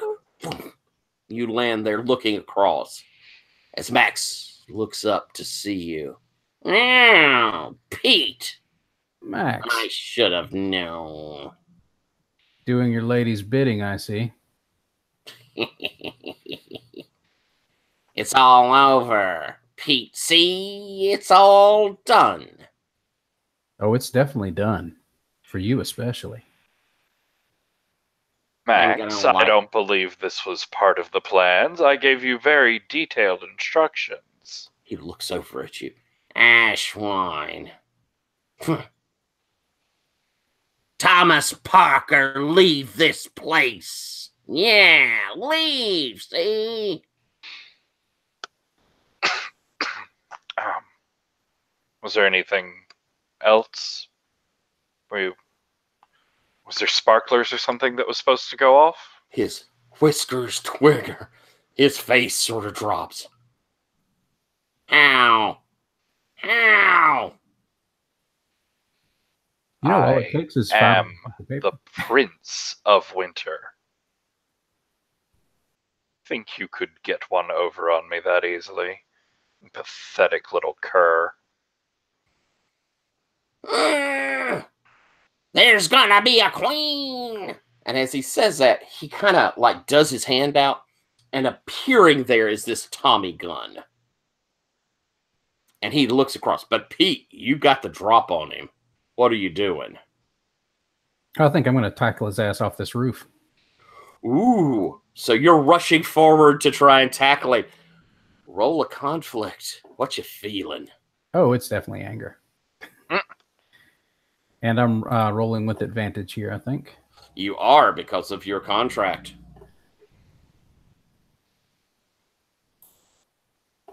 Okay, that is 6 plus 2 for anger, so a total of 8 on conflict. All right. You get to choose 2.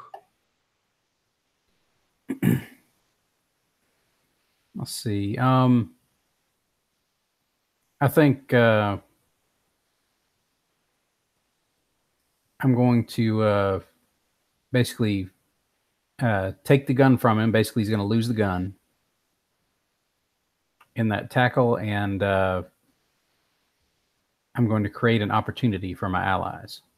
All right. But that's going to leave him probably getting a shot in on me because Yeah, I didn't choose avoiding reprisal or cost. So as you leap across, he, cat-like, his reflexes, brings the gun up.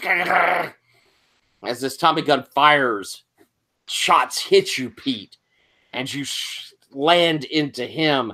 The gun goes flying, and rather than tackling him off the edge, though, he just manages to squirm away enough that you sling him to the side as he tumbles down beside the water, the cistern. But you've been hurt, Pete. That can either be marking drained or what'd you roll with? Anger.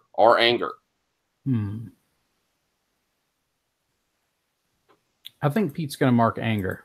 I think it's his anger has gotten the better of him, and he can't really focus that emotion to accomplish anything right now. All right. Ditto. You see the gun fly, you see the cat fly, you see Pete shot. But, and you see Abyssinian having lost his, in desperation, he's looking over to that half clawed through leg of this cistern. What are you doing? I am going to yell to Pete, make sure you get that cistern. And I'm going to run directly at Abyssinian. And as I get near to him, try and catch him up in an invocation as I'm using my Dead on Embers to try and zip the both of us to right in front of her.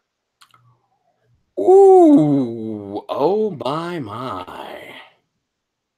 All right, so you're invoking a contract.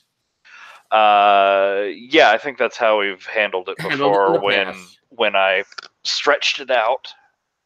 All right. And you're calling upon, I suppose, the greater powers of this. What greater power are you calling on to grab and pull him? I think ironically, it's given what he's been doing here with Ashwine, it's actually bits and pieces of that true name magic. It's part of him working as that mirror and stealing bits of people's identity.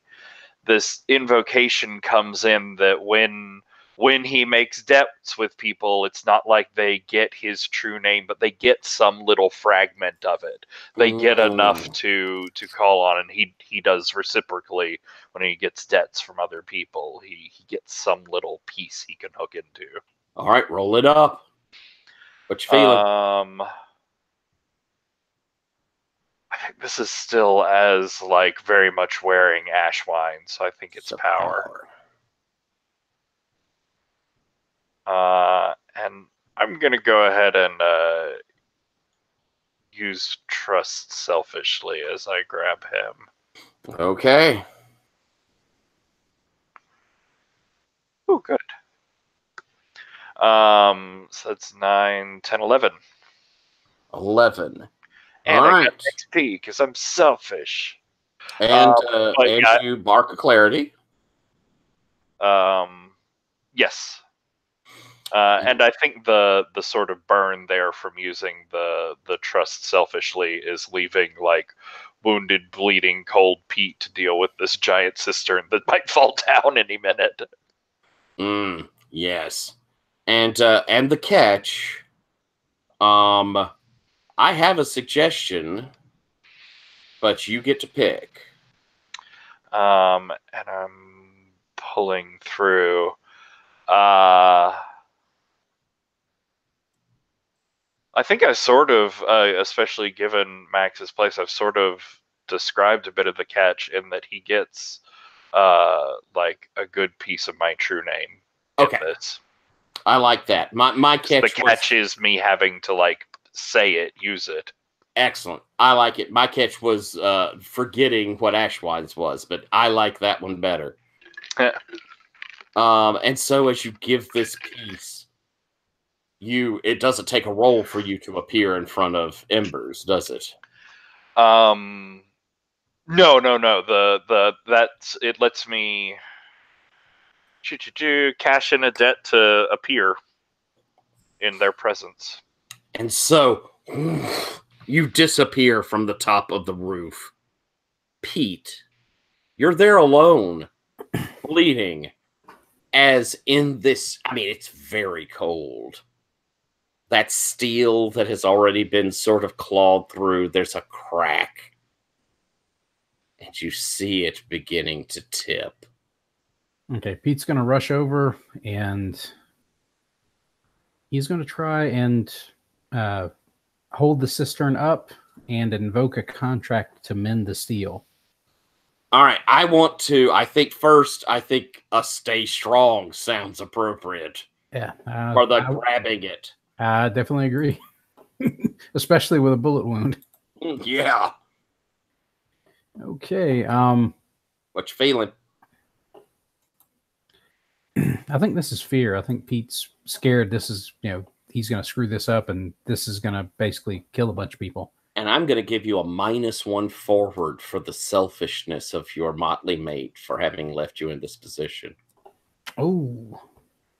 So that gives me a dead straight on roll here. Do I still take advantage since I'm trying to counter Max's little machination here? I don't think so. I think that was very much the hunt on him. Gotcha. Okay. All right, here we go. An 11. Woo. Oh, darn you. You catch it. And you're straining, holding it up. Now you're invoking the contract to weld it back down. Let's have you roll it. What the hey? I think it's worth a roll.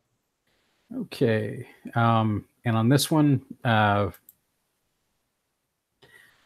think this is going to be power. And let's see how this goes. A 7. So all right. So you get to tell me what the catch is, and pick one effect, which I got to look through that set of effects again, because I forgot them again now. You're changing the environment. Gotcha. Okay. Yeah. I think because you're wanting to seal this thing back onto its base, yes. Hold it together. Yeah, you're changing the environment. So, as you're calling this to bind it together, the water sloshes inside of this cistern, and a bit falls down on top of you. As this steel, this binding, it latches you to it. It wants you to be stuck there as well. And so you're frozen holding it. Your arms stuck there. So we'll come back to you to deal with this little problem. As we have Abyssinian and Ditto suddenly appear out in the hedge. As there are bonfires going in the hedge and this horrible storm and freeze is coming in. And as you appear, Embers is going, over there! We must hold it back! We must find a way to send it! And Summer is fighting desperately to keep the waves from being frozen as she looks over. Ditto, Max, what are you doing here? So that contract was enough to push me up over clarity. So I picked up a new clarity move. Sorry, I'm just getting it in there so I can read it. Come on, text wrapping. There we go. But it's Bedlam. Touch a target to temporarily place them in a specific emotional state, my choice, and mark clarity to have that emotion directed toward a target of your choosing. No roll? No. Mm. And from my 10 plus in invoking the contract, I am going to mark power, and I'm choosing an extra effect of not frighten, but intimidate or impress your opposition. So basically, the idea is Max is getting hit with a wave of like powerful guilt over what he's done to the courts, directed at whoever would be a court leader. Embers right in front of us, and the intimidate or impress is as I'm coming in, like these. Okay, so we're in with the bonfires that they're using to try and. So it's this steam. It's this like steam from the ice and snow melting that forms into little like vapor forms of Max up on the roof as it just replays him like cutting through the structure and talking about how she was coming and admitting to working for the Keeper, and it's just this big flashy display in the steam that plays over and over again. Because I don't want them to pay too much attention to me, because I feel like my disguise might be starting to fall apart soon. Right, and actually, because I think she said Ashwine, not Ditto, when she saw you. Yeah. And but I want to keep like all of this on him and on the flashy magics, and not have them look at me so much. And so as Ember's gaze looks down to Abyssinia, and there is a bright orange glare that kind of comes from her eyes as flames sort of wrap a bit around her as she looks at Abyssinia. And Abyssinia goes, I tell ya, yeah, she was gonna win anyway. It wasn't my fault. No, see, I just got caught up like the rest of you. It wasn't my fault. And Ember's, you little bastard. You brought her here. No, she followed. I didn't. Oh, well, it was, you'll never take me alive, coppers, see? As he turns to run back towards, the edge of this, towards the snow beyond, she raises her arms and these bonfires light up.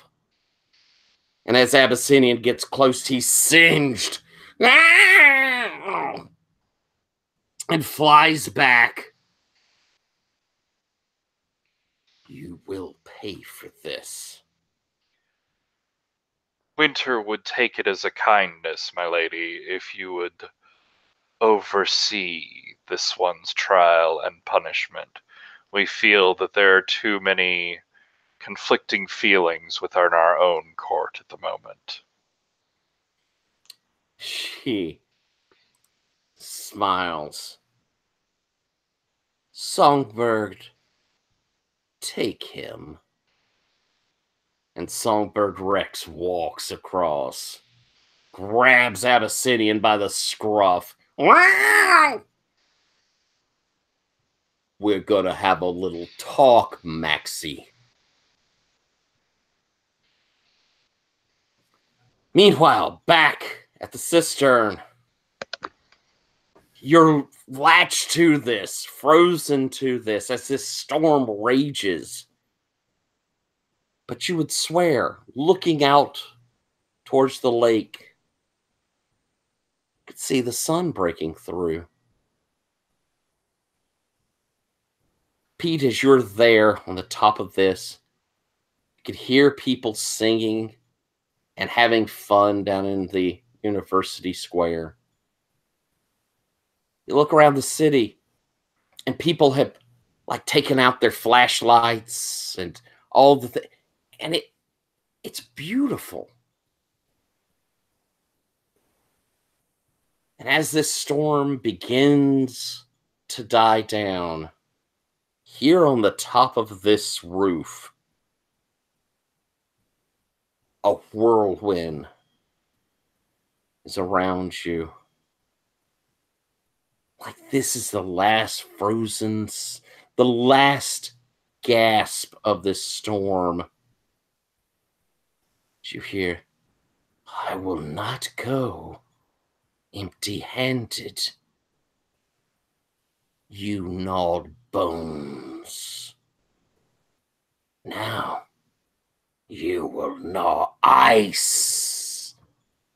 As in the storm, that face appears beside you. What do you do?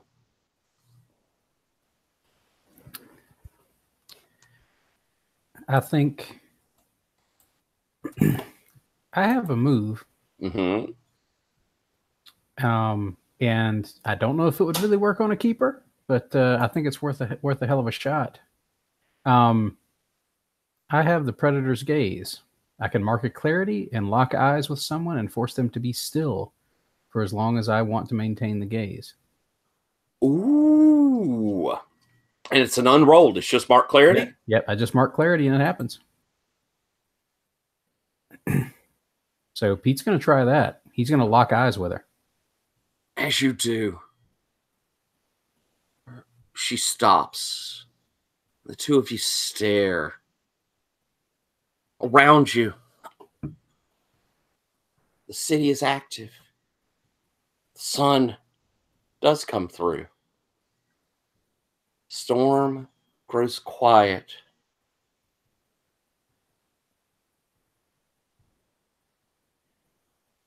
And then it's all light. Clouds break up. And you see standing there that image, the queen, so thin, so full of malice, like a tiger by the tail. All you can do is stare. Ditto. You're there in the hedge. Actually, Chris, can I suggest us something? Would you mind that terribly? No, sure.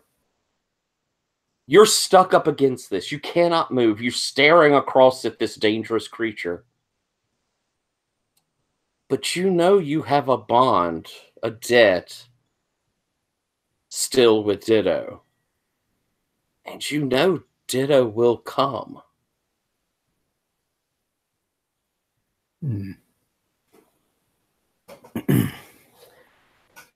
I'm worried about calling Ditto back into this, though. Well, you can solve it however you wish otherwise.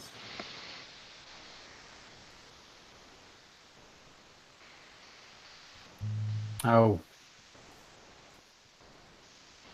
I think Pete will call in the debt, like as he's locked eyes. Like this is what Motleys are made for. So Pete keeps his gaze locked in hers, and he gives that little magical nudge to Ditto.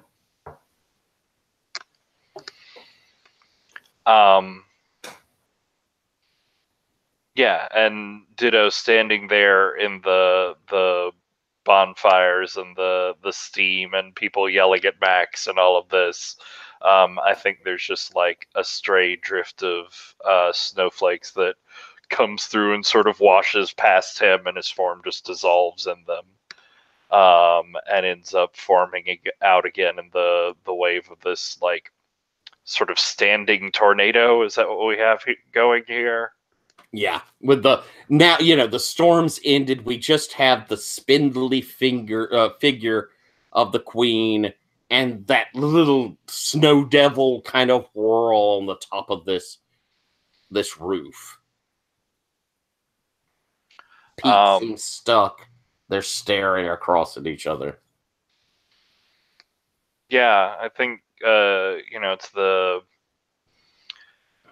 mimic and reshaping and slither sort of all together as the form of Ashwine falls away, and Ditto starts like mimicking this weird tornado spinning air shape that she has, trying to move in the opposite direction.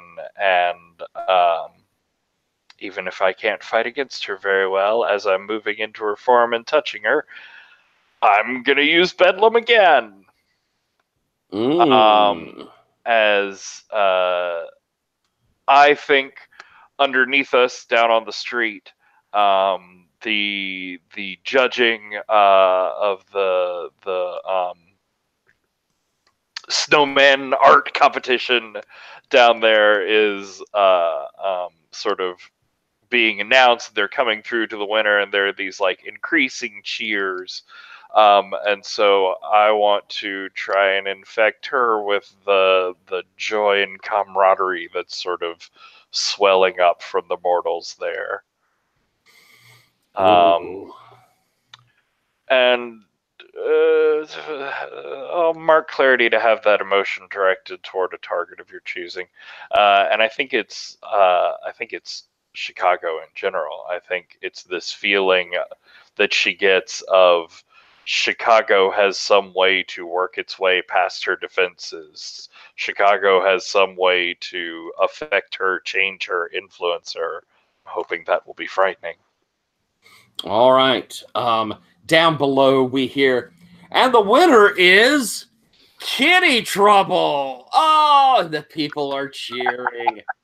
And as she breaks contact with you, in not that she can move, it's more of that she's been overwhelmed. So you're free from having to hold her, Pete. As I've taken away their electricity. I've taken away their warmth. I've taken away their Christmas. And yet, they're cheering. They're singing. And in that moment, Pete, your heart grows twice the size. What do you do? Are there still people underneath where this cistern is? If you tipped it back over towards where the comet is, there's the whole roof and the other side's pretty empty. I kind of want to tip it over onto her. Like, is she over them or is she over on the other side? She's on the other side. Oh, I'm gonna dump it on her. I think this sounds too perfect to need a roll.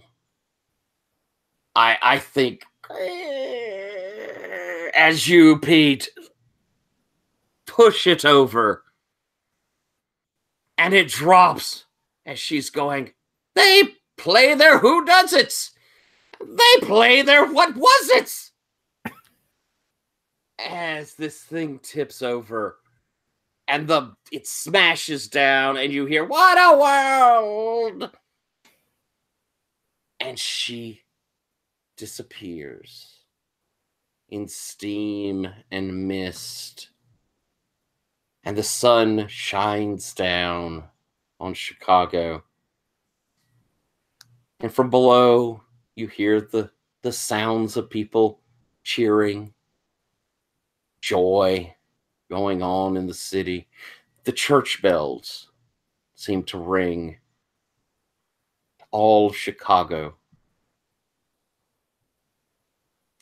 They feel free. I think we're going to take a break and we'll come back and we're going to hear epilogues. And then a little roses and thorns, if folks don't mind. Especially since you guys have been here through the whole set of this. But I, naturally enough, have a small musical coda for us here. So we'll take a break, take a listen, and we'll come back in, let's say, about 6-7 minutes. All right? So here's a little something to listen to. See y'all then.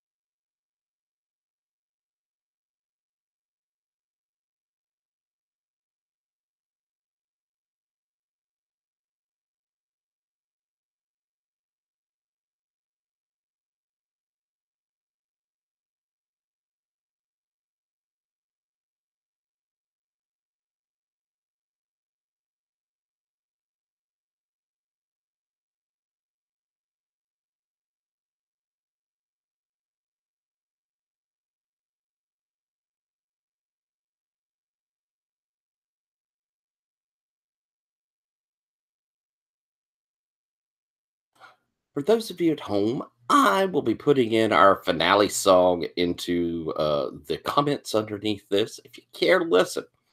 And I hope y'all are enjoying it too.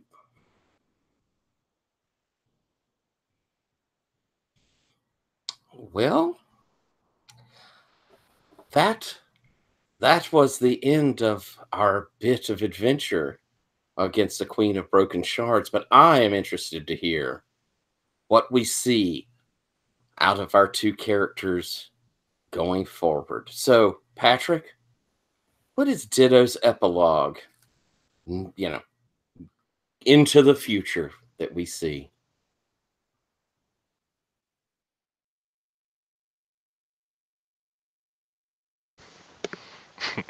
I was just briefly considering like how dark I wanted to go with like being Ashwine's doppelganger and having him locked in a closet, but I don't think I really want to do that. Tempting though that is, I think that's a different character.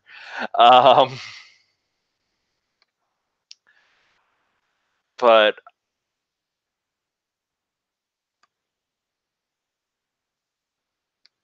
I think what it is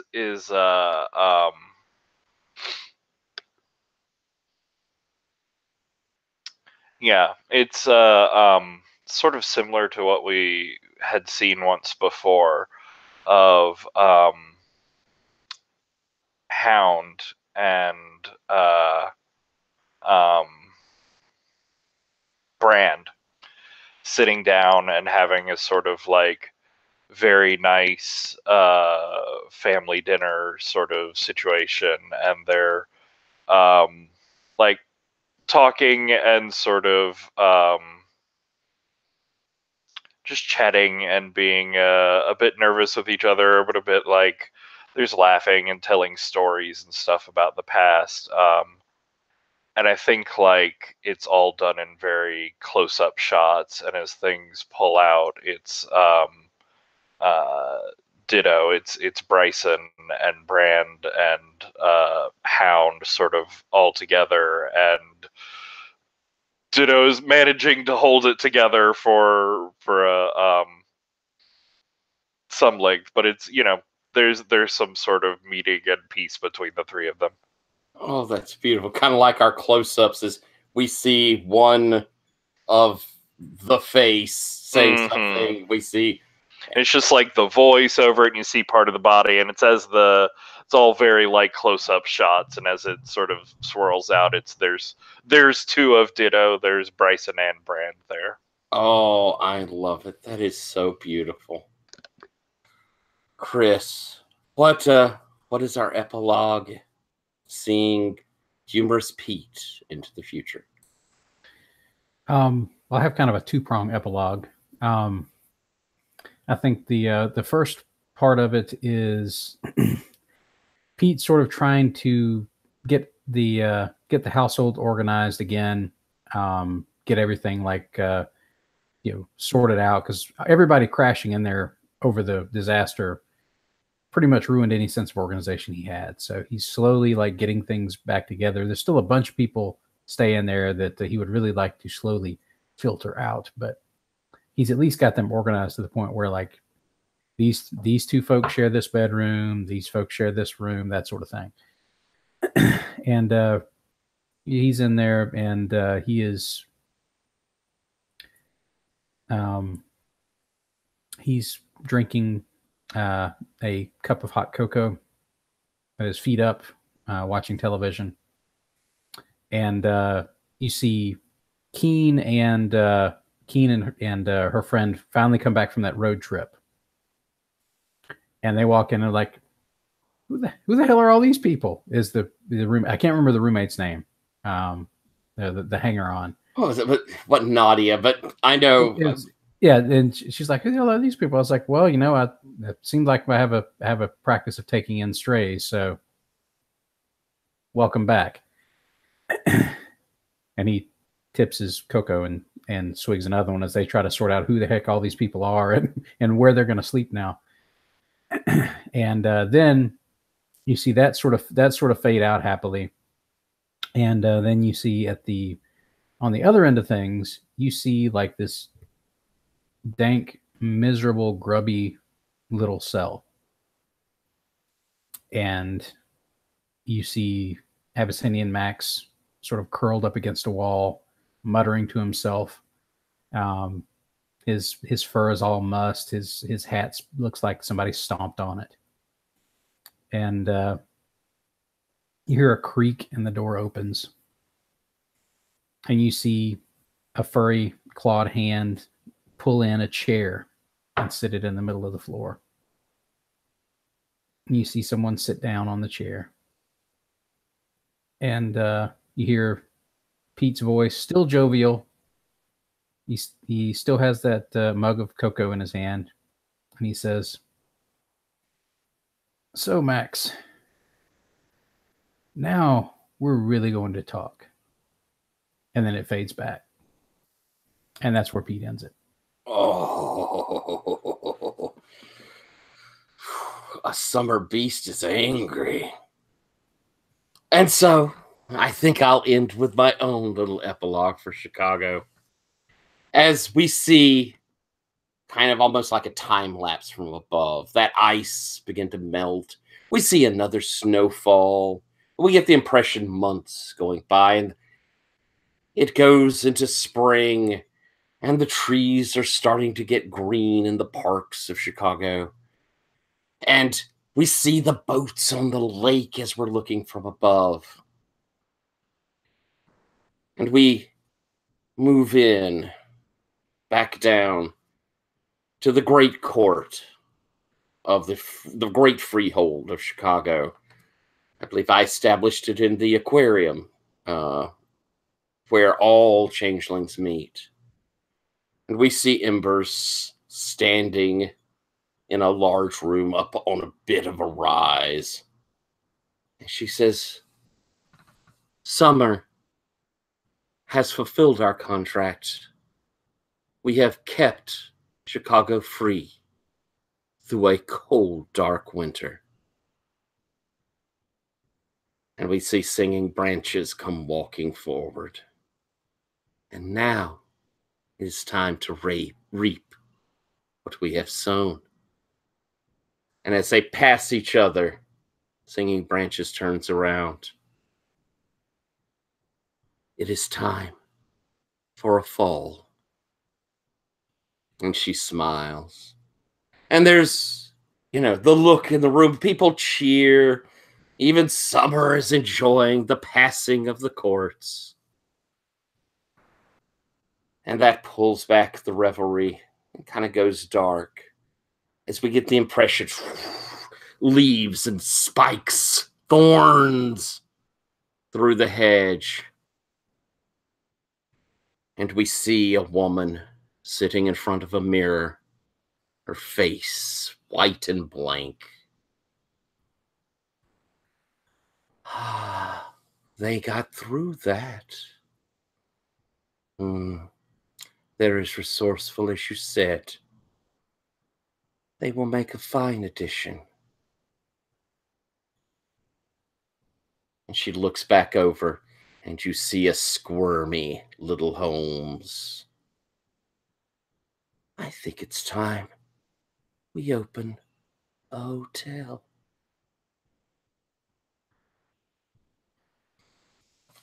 And so we end our Changeling the Lost by Powered by the Apocalypse from any award-winning Lowell Francis. I hope y'all enjoyed it. I could not be happier that the two of you made it through all myriad of this story, and I have y'all here at the end. Oh, I appreciate all the work you had to put in to draw us all in and together and pull us all back towards some semblance of actually closing this story out. I was worried when I saw it was just two of us. I was like, "Ooh, this is going to be dangerous." We're gonna do little Roses and Thorns. Roses and Thorns is kind of a little. We've done Wishes and Stars in the past. Roses and Thorns I see as a little more pointed, especially when we talk about thorns. I'd like us to kind of look at especially since the both of you have the entire scope of all 3 months, let's look at some of the things I did, some of the things that the system did, some things that you might say need some work. And we've talked about some stuff along the way. So, you know, kind of encompassing what we've learned all the way through. And again, if there's things in the story that you go, you know, Tyler, that's perfectly cool too, because it helps me. We don't thorn our fellow players, both present or not. But we'll do that. Some thorns about what we saw after playing all of this that maybe wasn't great. Then we'll hit the roses, which again, at this point, we can include a whole bunch of folks who were with us in the past and stuff we did. And I wouldn't mind, you know, hearing y'all's viewpoint of roses, kind of taking all 3 months into consideration. So, with that in mind, Patrick, would you care to give us some thorns?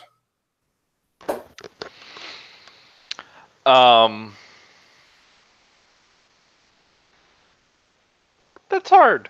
I really enjoyed this game overall.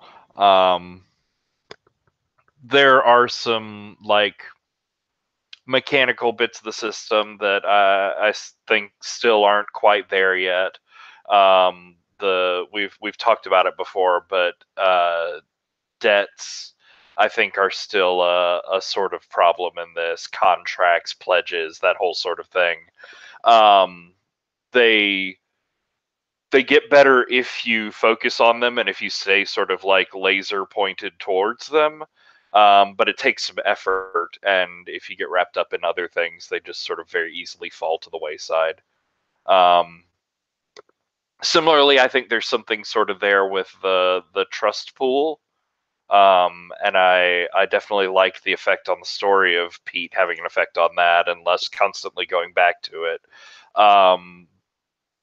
But I don't. It's more just like let's make sure we remember these numbers thing, and it doesn't feel integrated completely into the system. And then they're just a lot of moves, and I think some of them are still trying to figure out what they want to be, or if they want to be cut out or melded into other moves or things like that. Excellent, thank you. And not to put any on the spot, but looking across the 3 months, does it feel like were there any thorns in kind of the story arc? Did you feel anything got left out? I suppose I never figured out what was going on with those mirrors at the university. We never did. We never did. I was thinking that same thing. But I enjoyed having it as a fallback thing to keep referring to. Not really. I mean, I'm really happy with where the 3 different arcs went, and they went in 3 very different directions. Cool. But I think they all fit together, and it felt neat.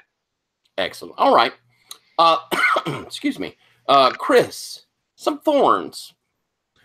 For the most part, I'll go along with Patrick. I mean, I've really enjoyed how the system has played out, and how the story has gone. With the system, I think, and I think I pointed this out at the end of November's session as well, the conflict move seems to lack a little bit of an edge, and I would kind of appreciate it if it was at least split into like a social conflict and a physical conflict, because that way you have like a clearer definition of like what's really going to happen. Because the trade-offs don't always seem to play out the way I think they should. There just doesn't seem to be a big edge on either social or physical conflicts when you got so many options to throw into each one.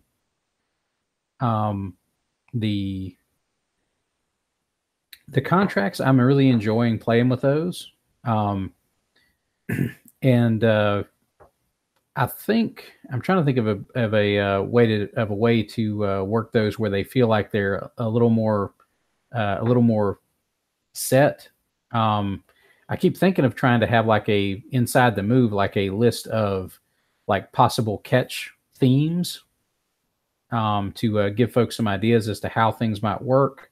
But that might be a way to go in the future. And I really want to see a token move.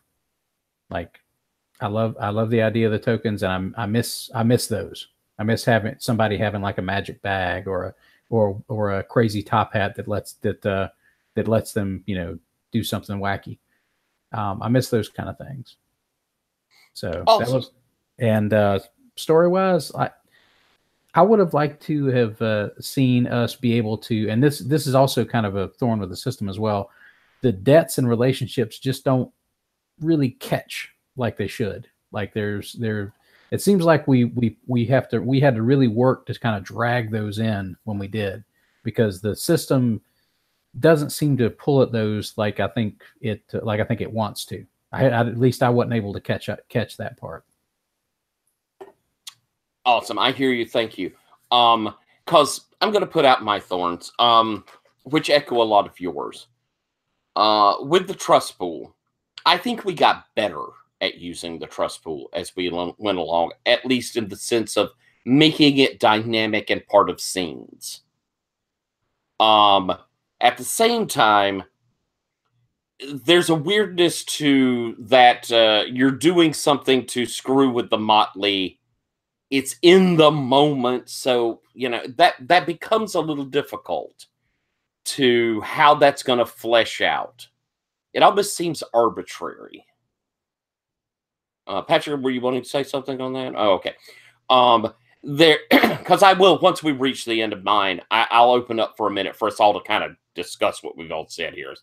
But there's something in that doesn't quite click, because I like having the trust pool be the advantage. I think that works out fine because it's very limited. We don't have a huge trust pool. That using it selfishly, though, somewhere doesn't quite have the impact I think it should. Or there should be something where there isn't the selfish, but instead there needs to be a nice, cool storytelling bit of, if they're not there with me, I have to tell why they still help me. And I think that makes a nice narrative thing of, I'm remembering something they told me. You know, I don't want to make people be punished for using it just to be punished. I'd rather see good storytell out of it. And calling on something that they gave me that lets me use this trust pool seems like good storytelling. In a lot of cases, the screwing the motley, I don't know if it'll get I don't know if I ever gave it the weight that it deserved. It's saying it almost became a little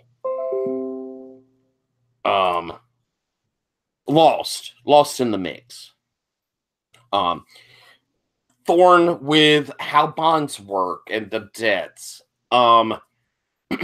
We saw over a longer period of time, we were building up all of these bonds, which are supposed to inform the story. And in a lot of cases, they did. But there were a lot of them because we were playing with multiple people. Maybe it would have been different if there were just, you know, a set group of folks. But they got really complicated, and some of them became obsolete in weird ways. And the debt didn't get used in a lot of ways unless you had a specific move for it. I'd like to see that kind of fleshed a bit. I agree about conflict. I think that conflict should be broken down. There should probably be a social and a physical, primarily because the conflict options, there are a lot of them. And when you go into conflict, you got a really good shot, considering how many there are. You're doing, you know, a moderate roll gives you 2. So you're going to get what you want and suffer no consequences pretty easy. Breaking that down, I think, fleshes out opportunities for stuff to go wrong. There was something in that conflict that didn't quite mesh. and I think it's short, like a move or two. Or there needs to be something in between to expand on that, like hit the streets. I think that might do something really cool. Okay.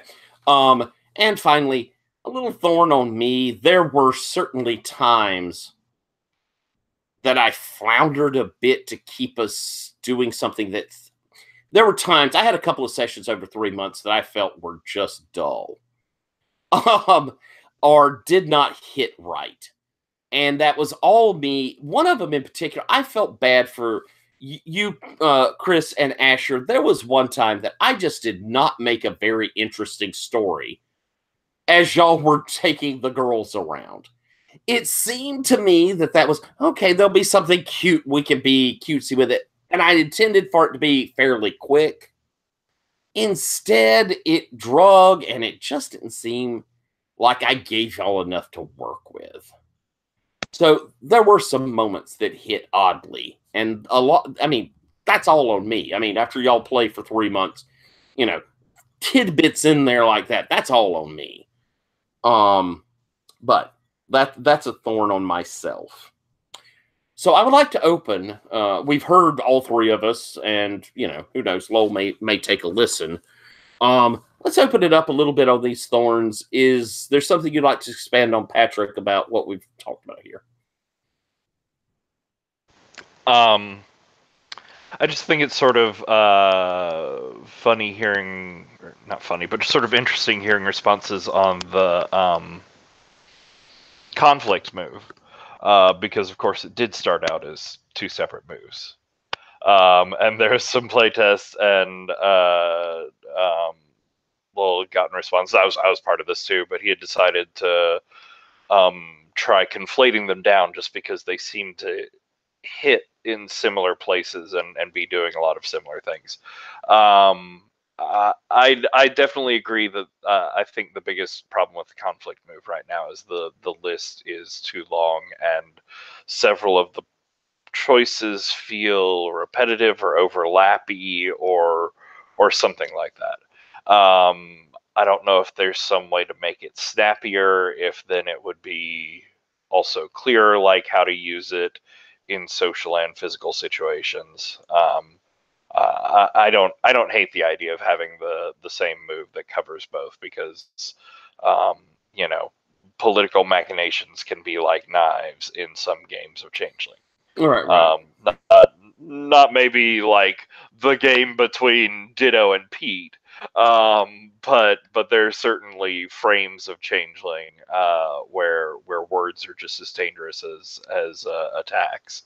Do you think that maybe taking it away from this rather long list of choices and instead making it something much more small and meta, in the sense of, you know, that 10 or above, you're getting what you want, describe out how that looks, to the mid-range of you are having to give up something, take a partial result, or fail but save face, and then the fail be, you know, you've had something horrible happen to you.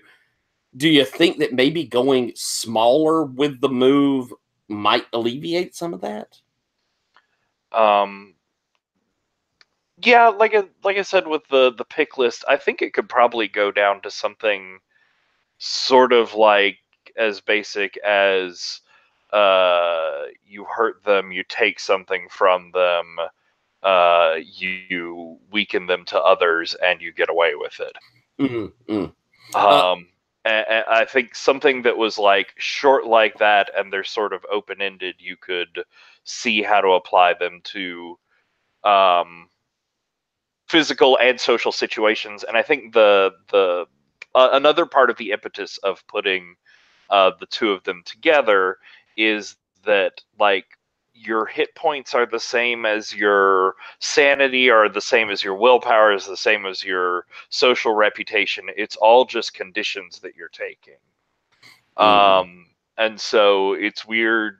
it felt weird at the time to have one move where you're attacking their stats in one way and one move where you're attacking their stats in the other way, because the end goal is the same. I don't know. Gotcha. I'm just sort of babbling in circles, but well, then, Chris, you've had, conflict here has been one you've had some thought, some issues with. Hearing all this, what are your thoughts? Well, I mean, I definitely think you could trim down the number of options. I think that's one way that that could help. The other way might be to sort of just do some of what you were suggesting and maybe sort of flip the focus of the move around. Like on a 10 plus, you don't pick multiple things. You just say, on a 10 plus, you get what you want. Narrate what happens.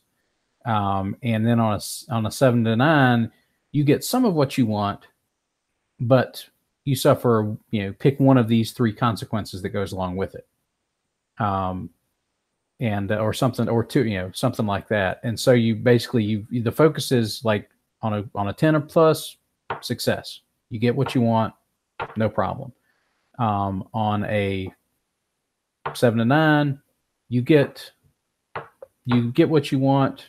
You can get what you want exactly, but maybe pick 2 bad things, or you get some of what you want, but you don't get all of it, and you pick 1 bad thing. Something like that. So the middle result is more middling.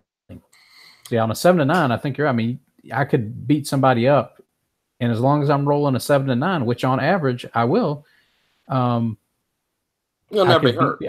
I beat people up and never take a shot. Yeah. And I sort of agree with you there we don't have really rules. I'm sure Lowell, there's somewhere in there he has a mind for it, but like an adversary. When we were fighting those keepers, there was no way you were going to kill them. I mean, that was just beyond the scope of what you could do. It was rolling conflict to get what you wanted, to maneuver them or hurt them in some way or whatever. And, there was no way I could say, okay, you rolled a 10, you damaged their whatever. Because there is no whatever to damage. It's really just getting the thing you want off of them. So I think, Chris, you might be hitting on something there. Maybe put a nice tightness to what happens in that mid-range, a few options. And then have it be you succeed, you fail. Because, I suppose in a conflict, I want to drive off the keeper is, say, your stated goal. You roll a 10 plus. We can have it be you drove them off in some way, shape, or form, and we narrate how that looks. Or, as a GM, you get a temper, they're driven off to grab something more to continue on the conflict.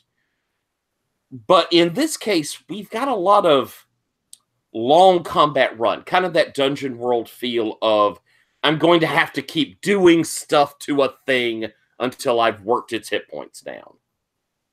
But this game isn't like that, because they don't really have hit points. All you're doing is risking your own stuff to go at them, right? Right. Because you're muted, my love. Yeah, the consequences are all on you, definitely. Because you're the only one that's going to mark conditions in that situation. Mm-hmm. Yeah, and I was saying the way I've seen Lowell run it is generally if you inflict harm on an NPC, like that's enough to take him out. If there's some big major bad guy, then you might have to inflict harm twice, or inflict harm and do this other weird thing. Mm-hmm. But yeah, it's generally. The conflict, I think, is supposed to be like a sort of one hit and it's over thing. Like a one roll conflict or a series of a couple around the table sort of thing. So when you get as granular as all of these options, that opens it up to it really doesn't seem like all of these are needed to me. Other than that, though, I'll say there are some really cool moves in here, which I guess I'll get to in Roses. So to finish out Thorns, anything else either of you in this discussion would like to continue on talk about with Thorns? Good. All right. So we get to the fun part, which is roses. The things we loved about the last 3 months that we've been hanging out together on Wednesdays. Patrick, how about some roses? All is real good. Um, I don't know. I enjoyed the sort of accumulated bits of story. Like I love the ridiculous idea now of like how many people are exactly staying in Pete's place, or the unfolding saga of the van, or that weird month or two where everybody fell in love with Ditto or Brand or each other, or because of Ditto or Brand, or confused one of them for the other, and it was just a whole big thing. And it just those sorts of things. I love the like accumulated detritus of story, just sort of like piling up around things. And I liked seeing that this system, though the moves aren't perfect, and though the advancement on a big long campaign sort of frame is a bit wonky and off. I think it was really cool to see how much the system has the ability to go through this sort of extended story, to survive through months of play. And if it were fully oiled up and humming along perfectly, I could see playing this system for this game for a long time, which is what I want out of World of Darkness. I want it to get infinitely more complicated the deeper you go down in, because we just keep building up more story, and that's what it felt like we were starting here and got a good way into. Excellent. Thank you. And I'll excuse me. I'll say in that it does seem like XP is a little off. I think there's too many questions because now we were answering yes to a bunch of them, but we scoot that XP up quite a bit. But I really was pleased to see the neat moves come out. I'm not unhappy that we got all these clarity moves and all of these extra moves to get to play with. I thought that was cool. But in a longer term game, probably XP had to slow down. But excellent. Thank you, Patrick. That was wonderful. Chris, roses? Yeah, I'll. I mean, certainly go along with what Patrick said. I mean, this sort of like giant lattice that we've built up very slowly around everybody, and how all of these different characters kept interacting, and how we had some characters that were basically, if you looked at them on paper, they were the same character. Like we had 2 Watchmen ogres. They were entirely different. I would have never have thought, had I not looked at their character sheet, that they were exactly the same character sheet, because that the system is flexible enough to let those differences really sing. And even if the basic on paper, they should be the same thing. And I love that about the system. I love the character build up from everybody. Even the folks that were only able to come in for like a night or a couple of nights or something like that, or who jumped in at the last minute to help out and fill in. It all worked. The system brought everybody together and got everybody into it, and the story that you had kind of building over the few months, it worked perfectly into all of it. Even when maybe we missed a beat, like the mirrors or something, we were always focused on something else that turned out to be way more interesting to us. And it was all so much fun. Excellent. Thank you. My roses, first off, I think that the people we had play over these 3 months all were phenomenal. Darren with Ash was a character that continued to be brought up all the way through. Matt with Keen, an amazing character, set such a real standard for what was going on in those first sessions. An amazing player. Asher with Dahlia, which continued to be a thing. Agatha's hound, phenomenal, so important with what our story was in that mid-range. Jason bringing in an absolutely fantastic cog was delightful. And Mr. Bergman continues to be one of my favorite characters of the whole thing. I want to know Mr. Bergman more. So everything John did with that character, amazing. We had great people playing with us. And as a bedrock, we had the two amazing, wonderful characters you made. Ditto, fucking great. I mean, just so well done. A consistent character that was so sweet and identifiable and, you know, scattered. It was a wonderful character. And Pete, so much of the heart of what this motley was from beginning to end. So nice. So wonderful. I liked that these little arcs did end up running together in a nice way.